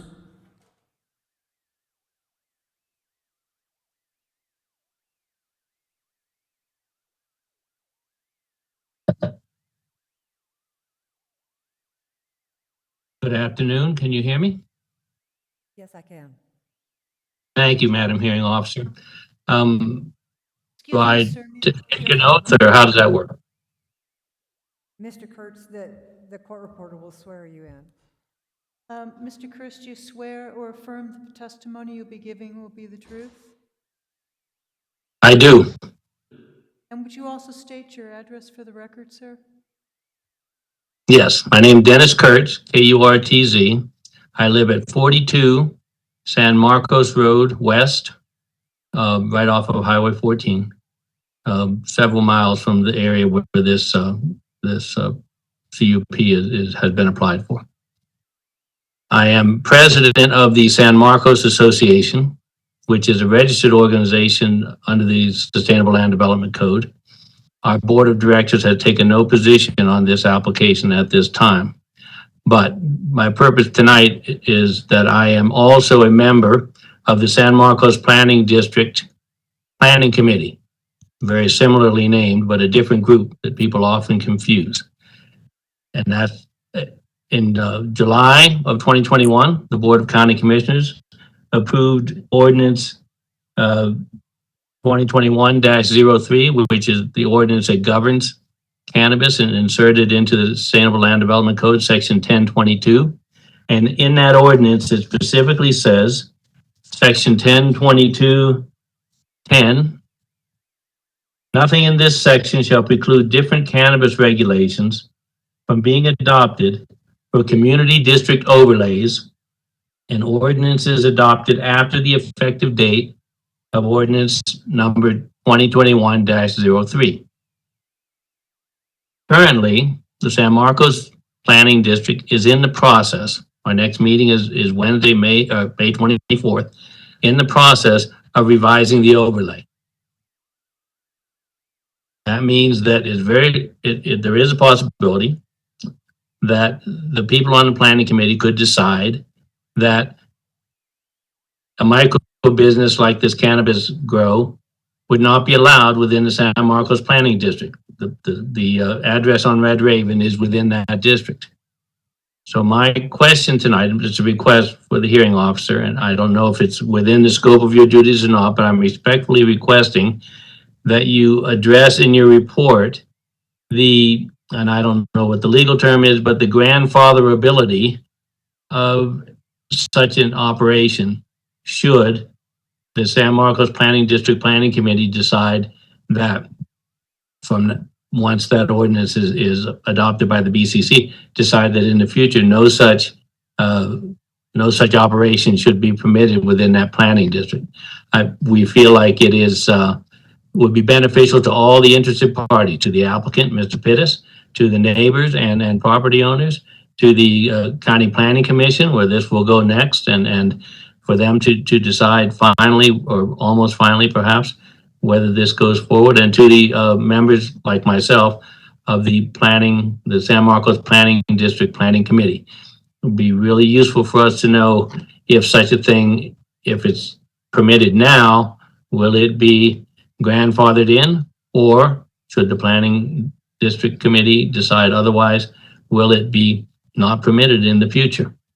So I thank you very much for listening to my request. I look forward to reading your report. Thank you, Mr. Kurtz. Hearing Officer Aber, next one up will be Jill Clyburn. Yes. Hold on. Okay, thank you. Ms. Claiborne, would you raise your right hand? And do you swear or affirm that your testimony will be the truth? I do. And please provide your address. 45 Crazy Rabbit Drive. And that's 87508. I guess I choose not to speak specifically in favor or in opposition to this. I am a longtime neighbor.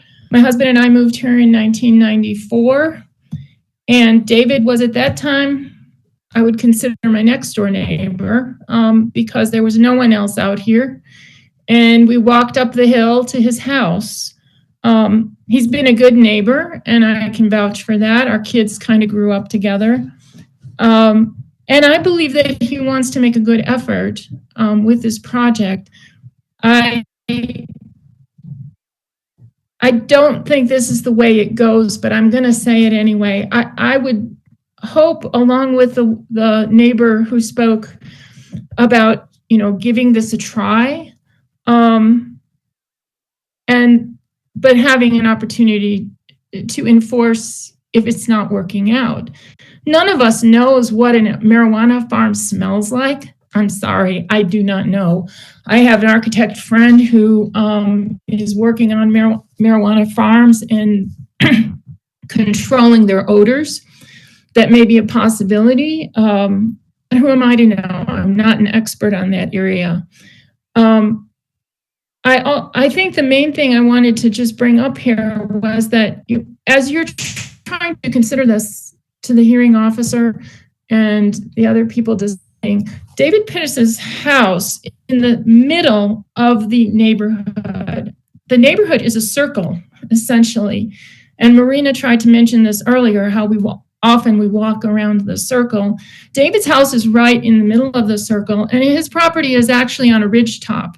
So when folks were talking about, the previous hearing case and the ridge top and so on, I've always been curious, what kind of protections we might have, about visibility. So I discussed that with David, and he expressed an interest in taking action to consider that, because there are, I would just estimate, but I would estimate that there are probably 15 properties that are built passive solar whose view is of that property. So if you just picture a circle that is comprised of Crazy Rabbit Road, Crazy Rabbit Drive, and Hauser's Road, I think it's important when you think about that you don't make the remedy worse than just letting him try to do this. If we install more security lights, it's going to ruin the night sky. If we install a bigger, bolder fence, it's going to ruin everybody's view. If we're going to get involved in, machinery to try to control or put a roof over it, then we've got new problems. So I guess I just wanted to express a hope that that this matter can be resolved in a way that is practical. but also in the interest of the neighbors, because many people who, are not here tonight, but the entire neighborhood, I think, is interested and affected. And I think this is a unique case because David himself wants to do this in a way that is not going to harm others. So that's my comment. Thank you. Thank you, Ms. Claiborne. Hearing Officer Aber, next one is Joshua Leon.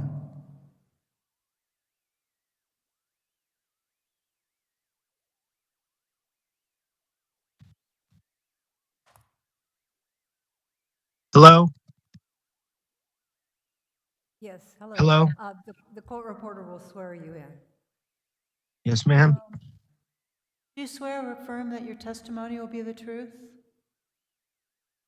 I do. And would you provide your address for the record, please? My address for the record is 27 Crystal Mesa Road, Santa Fe, New Mexico, 87508.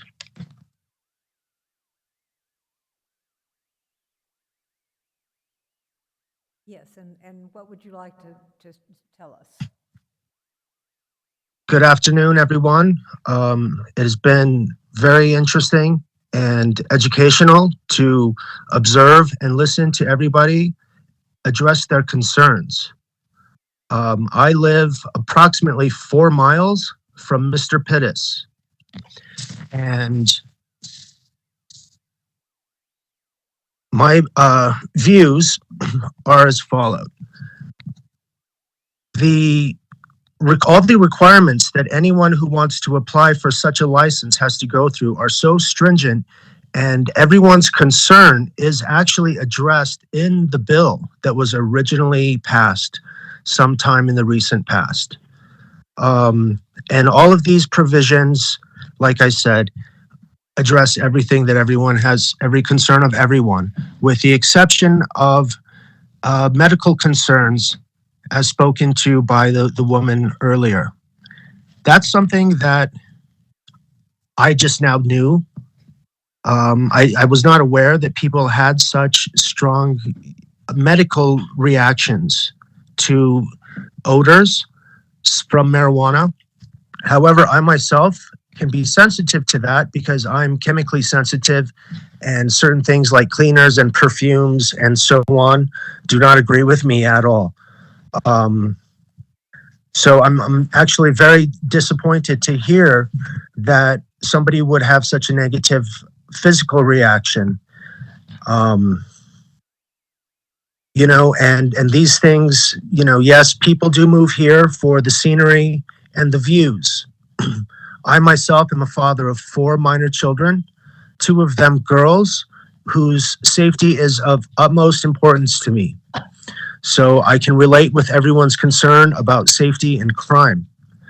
Over the last years, since first hemp was legalized federally, I have been involved in various grow projects. The license that we had for growing hemp, which the only difference between hemp and THC cannabis is federally legal, whereas the other is not, and a different molecular structure of THC versus CBD. What we had a license for was 1 acre of plants. On 1 acre, we could fit 1,000 plants outdoors. And during the harvest season, when they were in full bloom, you could smell it, but it was not overwhelmingly offensive. Now, obviously, if people were growing indoors, there are many technologies and things that could be implemented to mitigate the aroma.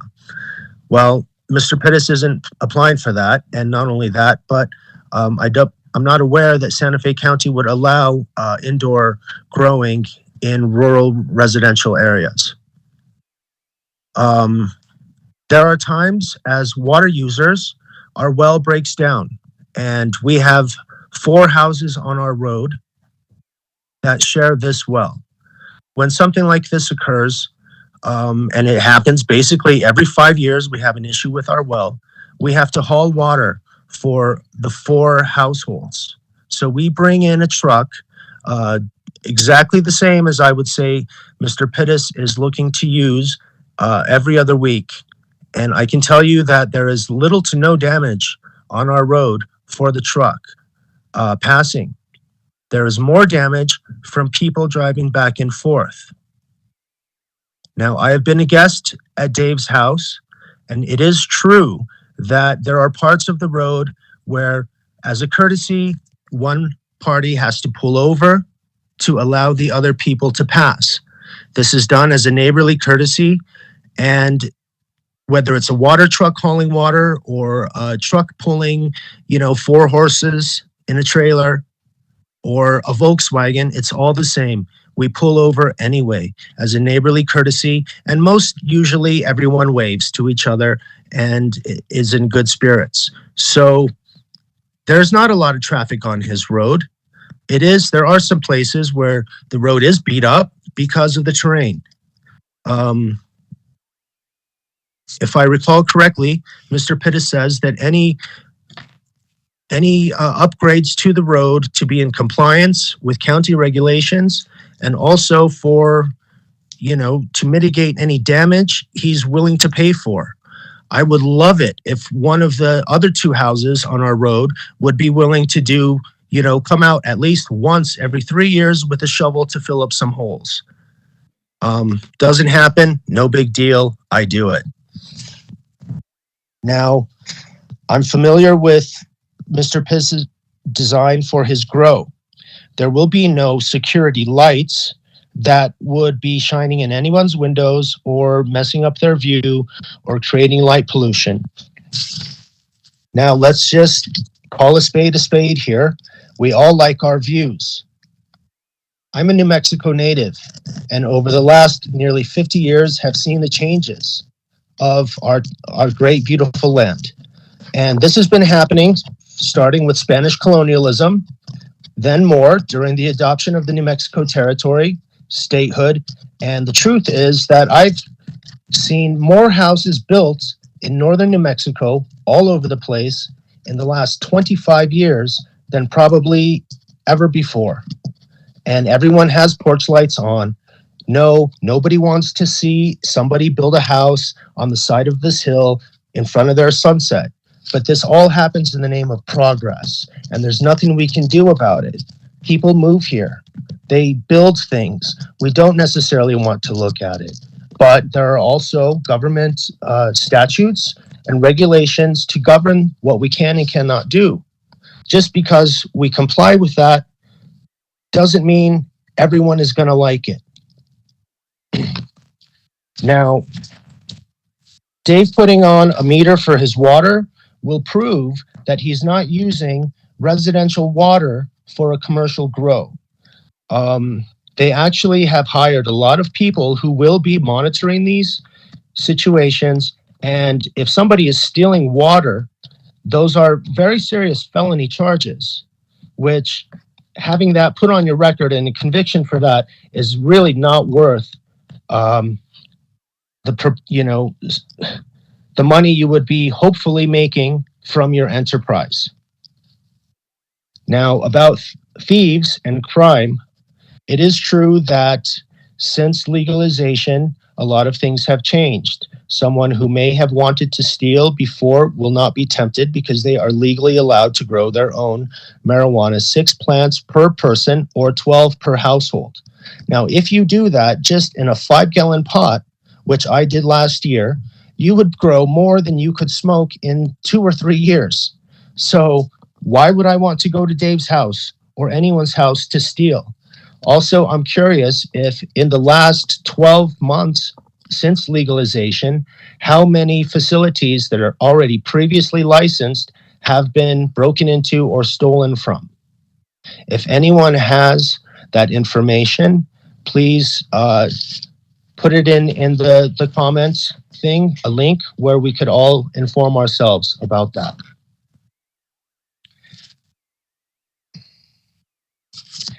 So another thing I would like to inquire about, which was stated by Mr. Kurtz, was about the San Marcos Planning District. And my question is, from what legislation gives the San Marcos Planning District any authority or jurisdiction to make decisions or regulate what people can or cannot build on their house, on their property? To the best of my knowledge, one has to go through both permit processes to build any accessory structure. They even want you to get a permit to put a teepee on your land. So those are state and county regulations. What gives the San Marcos Planning District any authority or jurisdiction over this? Now, about the aroma, yes, we live in nature out here. There's a lot of natural smells. Some people do have animals. We ourselves have horses, sheep, goats, chickens, ducks, and turkeys.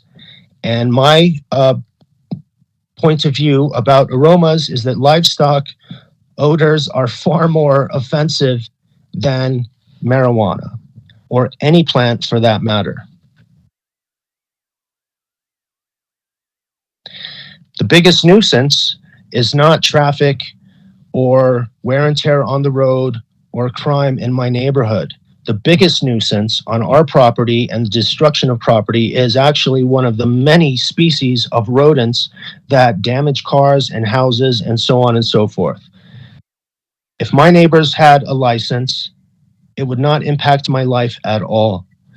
Any prosperity that they would be receiving through this, my neighbor's prosperity and helps me. It makes me more prosperous. The state of New Mexico has sold approximately $40 million worth of marijuana per month for the last 12 months, creating a total sum of approximately $480 million, of which I don't know what the tax rate is. I think it's maybe 12% of that is revenue that goes to the state. So somebody's concerned about taxpayers' money being, allocated to inspections and so on and so forth is incorrect, because any fees that the legalization in marijuana incur are paid out of these taxes generated by the sale of marijuana itself.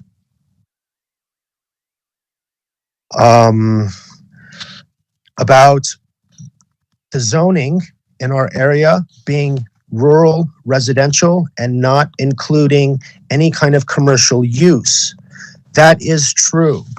That's the purpose of these kind of hearings and legislation, is to create variances when and if possible, if it's of benefit.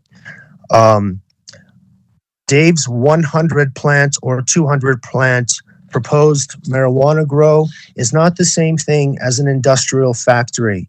It's not the same thing as if I wanted to go put 10 dump trucks, 5 bulldozers, and a couple tractors on my land. There would be less impact on the land doing anything agricultural with plants than anything else.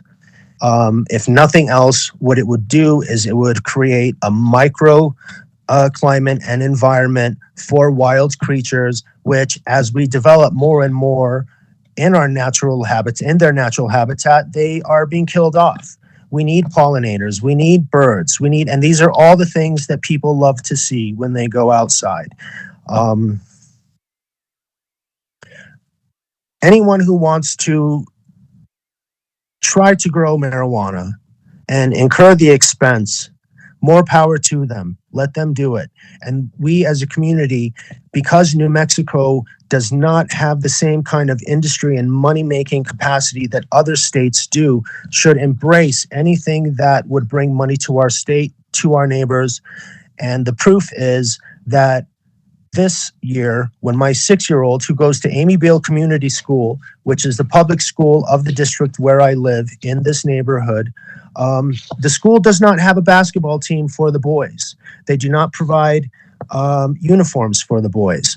I know that because I bought the uniforms for the entire team so that our boys could play games and be prideful of their school spirit and team identity. So I am not exactly sure how much, but these $480 million of taxes are going to all sorts of things that benefit my children, my neighbors' children, and so on and so forth. Even if I had no children, I would want my community's youth to have their schools funded, have their uniforms and their extracurriculars, funded, because we all know that kids who are involved. Mr. Leon, I'm going to interrupt you right now because I think we're getting away from the issues that we are discussing on this proposed CUP. Thank you. I understand. What I mean to say is that everybody in the community is going to benefit, not just Mr. Pittis. I understand that's what you're saying, and I do appreciate your comments. Thank you. Thank you. I have nothing further. Hearing Officer Aber, there's Katarina Pittis.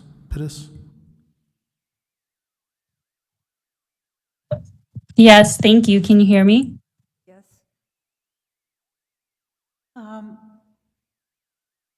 Thank you. Do you swear or affirm that your testimony will be the truth? I do.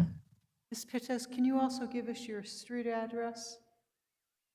73 Washington Avenue, Brooklyn, New York, 11205. Thank you. All right. Good afternoon, everyone. My name is Katarina Pittis, and I am the daughter of David Pittis, and I fully support my father in establishing this local business. I want to speak some to the heart with you today and talk about my father's character as well as the land, because I am very well versed in it because that is where I grew up. My dad has been living here for over 30 years, and he raised all three of his daughters alone on this land as a single father, close to where he is starting this business. I can say with confidence that he did an amazing job raising us, which speaks to his character. He is a passionate environmentalist. So we truly grew up learning how to love this land, and we lived on it. I have fond memories of him showing us how to save tadpoles after a heavy rain and learning how to conserve our water. You can see how his values to care for the local community and environment really carried on through his children. My older sister is a doctorate student at UNM studying microbiology, and she would be here if she wasn't in a cave right now doing bat research on white nose syndrome. I went to New York University to study film, and I now work for an environmental education nonprofit that teaches children about science and sustainability. Both of us graduated with summa cum laude, and you also heard from my little sister today. We all very much care deeply about this community, and I feel very moved to speak because I see lots of familiar faces. I see my neighbors who I care dearly for, and I want you to know that your concerns and listening to you is very important. We want to get along with our neighbors, and we have lived here for decades. It is so important to us. My dad cares deeply about the community and how the land is treated. He has always looked out for others, and he has done a ton of community service. As an example, he has fixed the road at his own expense many times. He has pulled people out of ditches. He has helped our neighbors. He has taken in people who have become homeless because of fires and other circumstances. He's helped raise money through GoFundMe. The list could go on and on. He spoke about the COVID-19 pandemic. He created a Turquoise Trail community service group to distribute free masks to thousands of people and PPE equipment.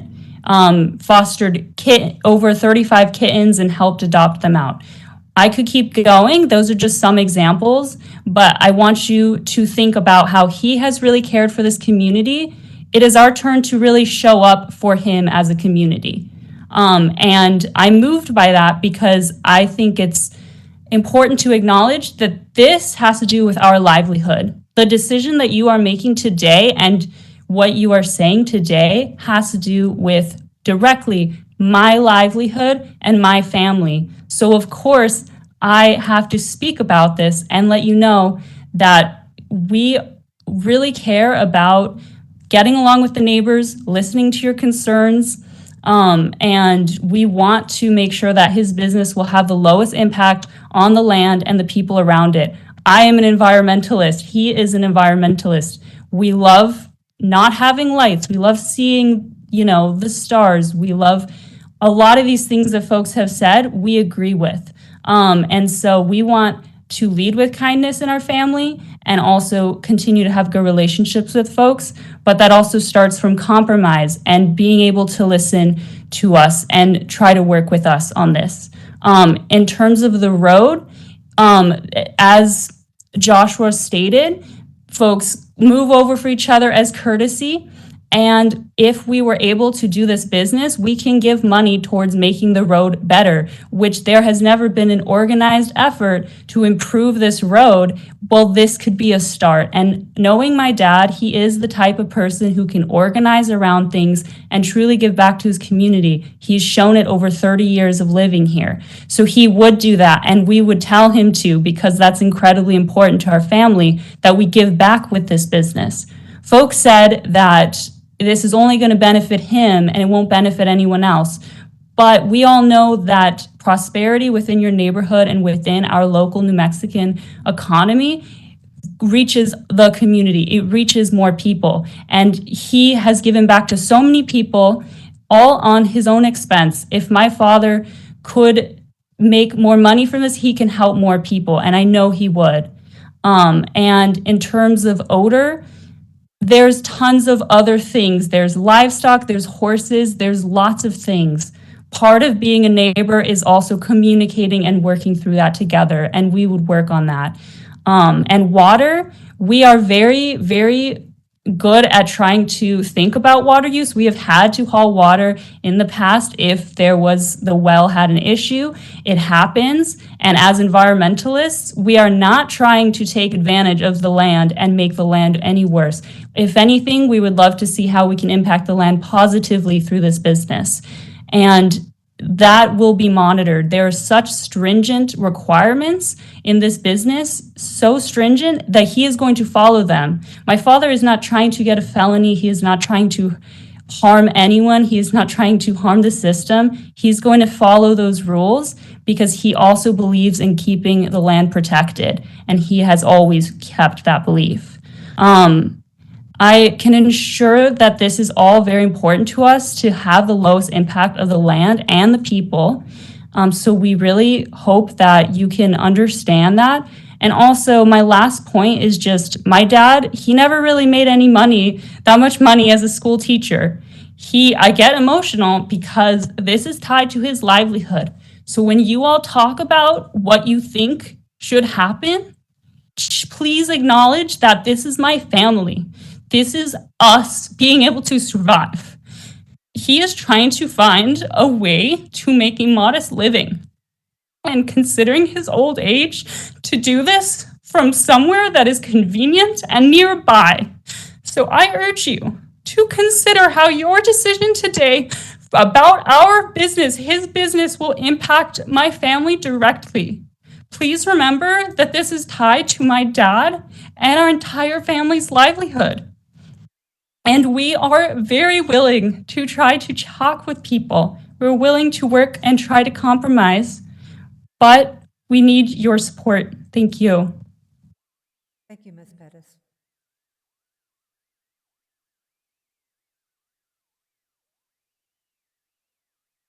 Hearing Officer Hebert, I see no one else wanting to speak. All right, thank you, Mr. Larrañaga. Mr. Pettis, if you would just briefly address a couple of these issues. Yes. And before you start, I specifically would like to know, I have a photograph of the posting, and I would like for you to explain to me how large was that posting and where it was placed. Yes. Well, the posting actually was inspected. It was given to me by the land use people. It's the standard size. I guess it's about this big, the poster. Okay, so it was... It's the standard poster, and it actually in the code says I'm supposed to put the poster on my land near the grow site, but that nobody would see it at all. So I asked Mr. Bustos here what I should do, and he told me put it near the front of Red Raven Road, which is what I did. So where Red Raven goes into Crazy Rabbit? Yeah, it's about 50 yards up, because the fence there is substantial enough to hold the poster. And Mr. Bustos did actually come out, and I assumed he inspected it because, you know, nobody said anything that it was inappropriately or hidden in any way. All right, thank you. That was one issue. And just to clear up the lighting, are you proposing to have security lighting that would only come on motion activated, or there's no lighting at all proposed? There is security cameras using infrared, but there's no white light, visible light. Okay. So there'll be motion detectors, but they don't come on with a light, but they inform me that they have, you know, found something. So essentially the grow is mostly invisible. People said that they're worried about the view, but you really can't see very much of it. Most of it is covered by trees. It has a privacy fence. You would not be able to see any of the plants. There's no lighting, and there's absolutely no noise. There's no machinery that would be loud enough that anyone could hear. I mean, there's a water pump in a pit. That's probably how it'd be set up. It's no different than the water pump that runs my own house. Some other things that someone said, that Randy said, that this Hauser Studio isn't a business. This is a business card from them. They are a studio. I mean, they are a business. Maybe they're nonprofit, but they run weddings. They also have tour buses come there to see the sculpture garden, and days that they're open to the public. So it is a business.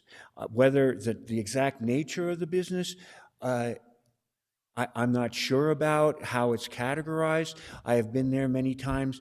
One of my good friends used to be a caretaker there, and he used to allow us to come and see it for free. Otherwise, you have to pay a fee and go in to see the sculpture gardens of Alan Hauser and his sons. I guess there were some other things that people had brought up that I wanted, I guess, about the water and the road. We already have been bringing water in the exact identical truck that is going to be used. It has easily navigated the road. I asked the driver, any problems? He says, no, as long as I go slow. So we have already used this truck to use water for our own domestic use and have a backup supply because our well is drying up, and there's already tanks in place. Nobody has seen them because they're not visible. They're hidden in the trees. I guess from certain place you might be able to see them, but when the woman was saying she was going down Houses Road and there would be water tanks, you would not be able to see them from there. Water tanks are a pretty common feature of the landscape here because, you know, I mean, I have a water tank for my domestic use. We would have water tanks that could have enough capacity so we could always get a full 4,000-gallon load, so we would have to not have more trucks come out. And as to the person there is a person whose well went dry and has been holding water for years. I believe there's actually two of them. And I don't have the address off my road. It is on Crazy Rabbit Road, and their land actually adjoins mine, but they access it from the other side. Oh, and the last thing about the road. Cynthia doesn't want to move the road. And the road goes right by her house. And so there's a constant, you know, I drive a lot, I'm in and out a lot. Now I don't have any children, but it used to be I was in and out like so many times a day to take my kids to school or all the things that you have to do. And they never really liked it, but never really objected. Cynthia's a staunch environmentalist, doesn't want to put in a new road. But now that I purchased the property next to me, I have the new road would not go on their property. It would solely be on my property. And so the road would not be on their property, and it would be done in a way that would remove the least amount of trees and have the least impact on the land. Mr. Pettis, this proposed road, would that go directly off of Crazy Rabbit? Well, no. It's Red Raven, and instead of turning to the right and going right by their house, you would go straight. Now, this is a road that's already is there. If you saw it on the satellite, it's used for the well, and the utility people drive down it to read the meter.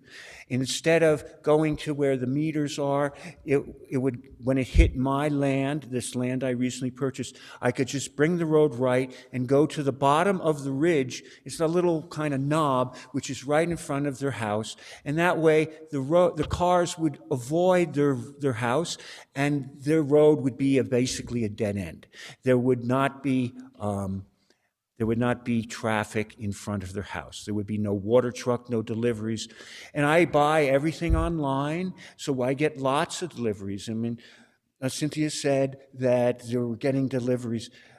There might have been a couple deliveries of some supplies like vermiculite. It's not just for the grow. It's for other garden I might have.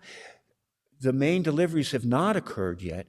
And I get an average, I get everything online, and the UPS truck, they drive like a bat out of hell, and they drive right by her house. I mean, she said it 50 feet from her front door. And I have always wanted to move it. They have not cooperated. They didn't want it. And before it wasn't such an issue. I personally, the real traffic on that road has nothing to do with the grow.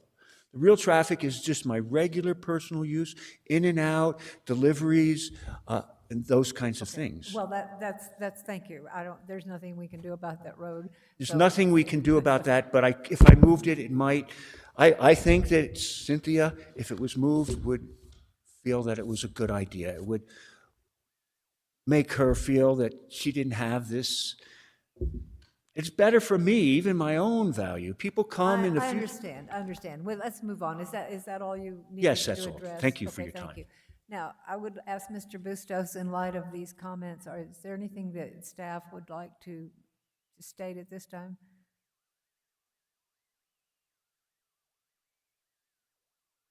Hearing officer, there's nothing I'd like to add at this time. Thank you. Okay, thank you. And I do see a hand back in the back. I can't really see who it is. Is it? I'm sorry. You did speak earlier. We're just going to have to cut off of the public comment.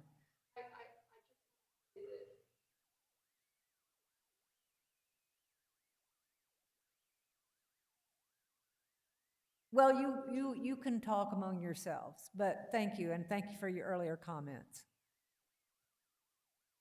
Okay.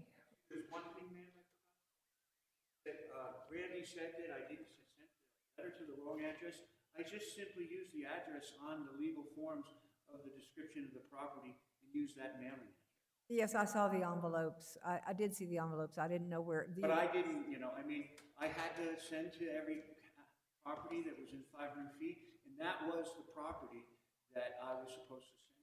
This property is divided up, and I was not aware of all the different names on the property. I understand. You're saying you weren't trying to deceive anyone. Thank you. Also, nobody brought up the fact that the road does flood.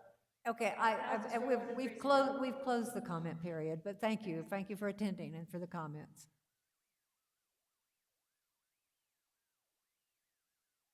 Well, I don't believe there is any. If there's nothing else from the staff, we'll call this hearing to a conclusion. And once again, I will issue a recommended order within 15 business days of this hearing. Thank you. Thank you all for attending.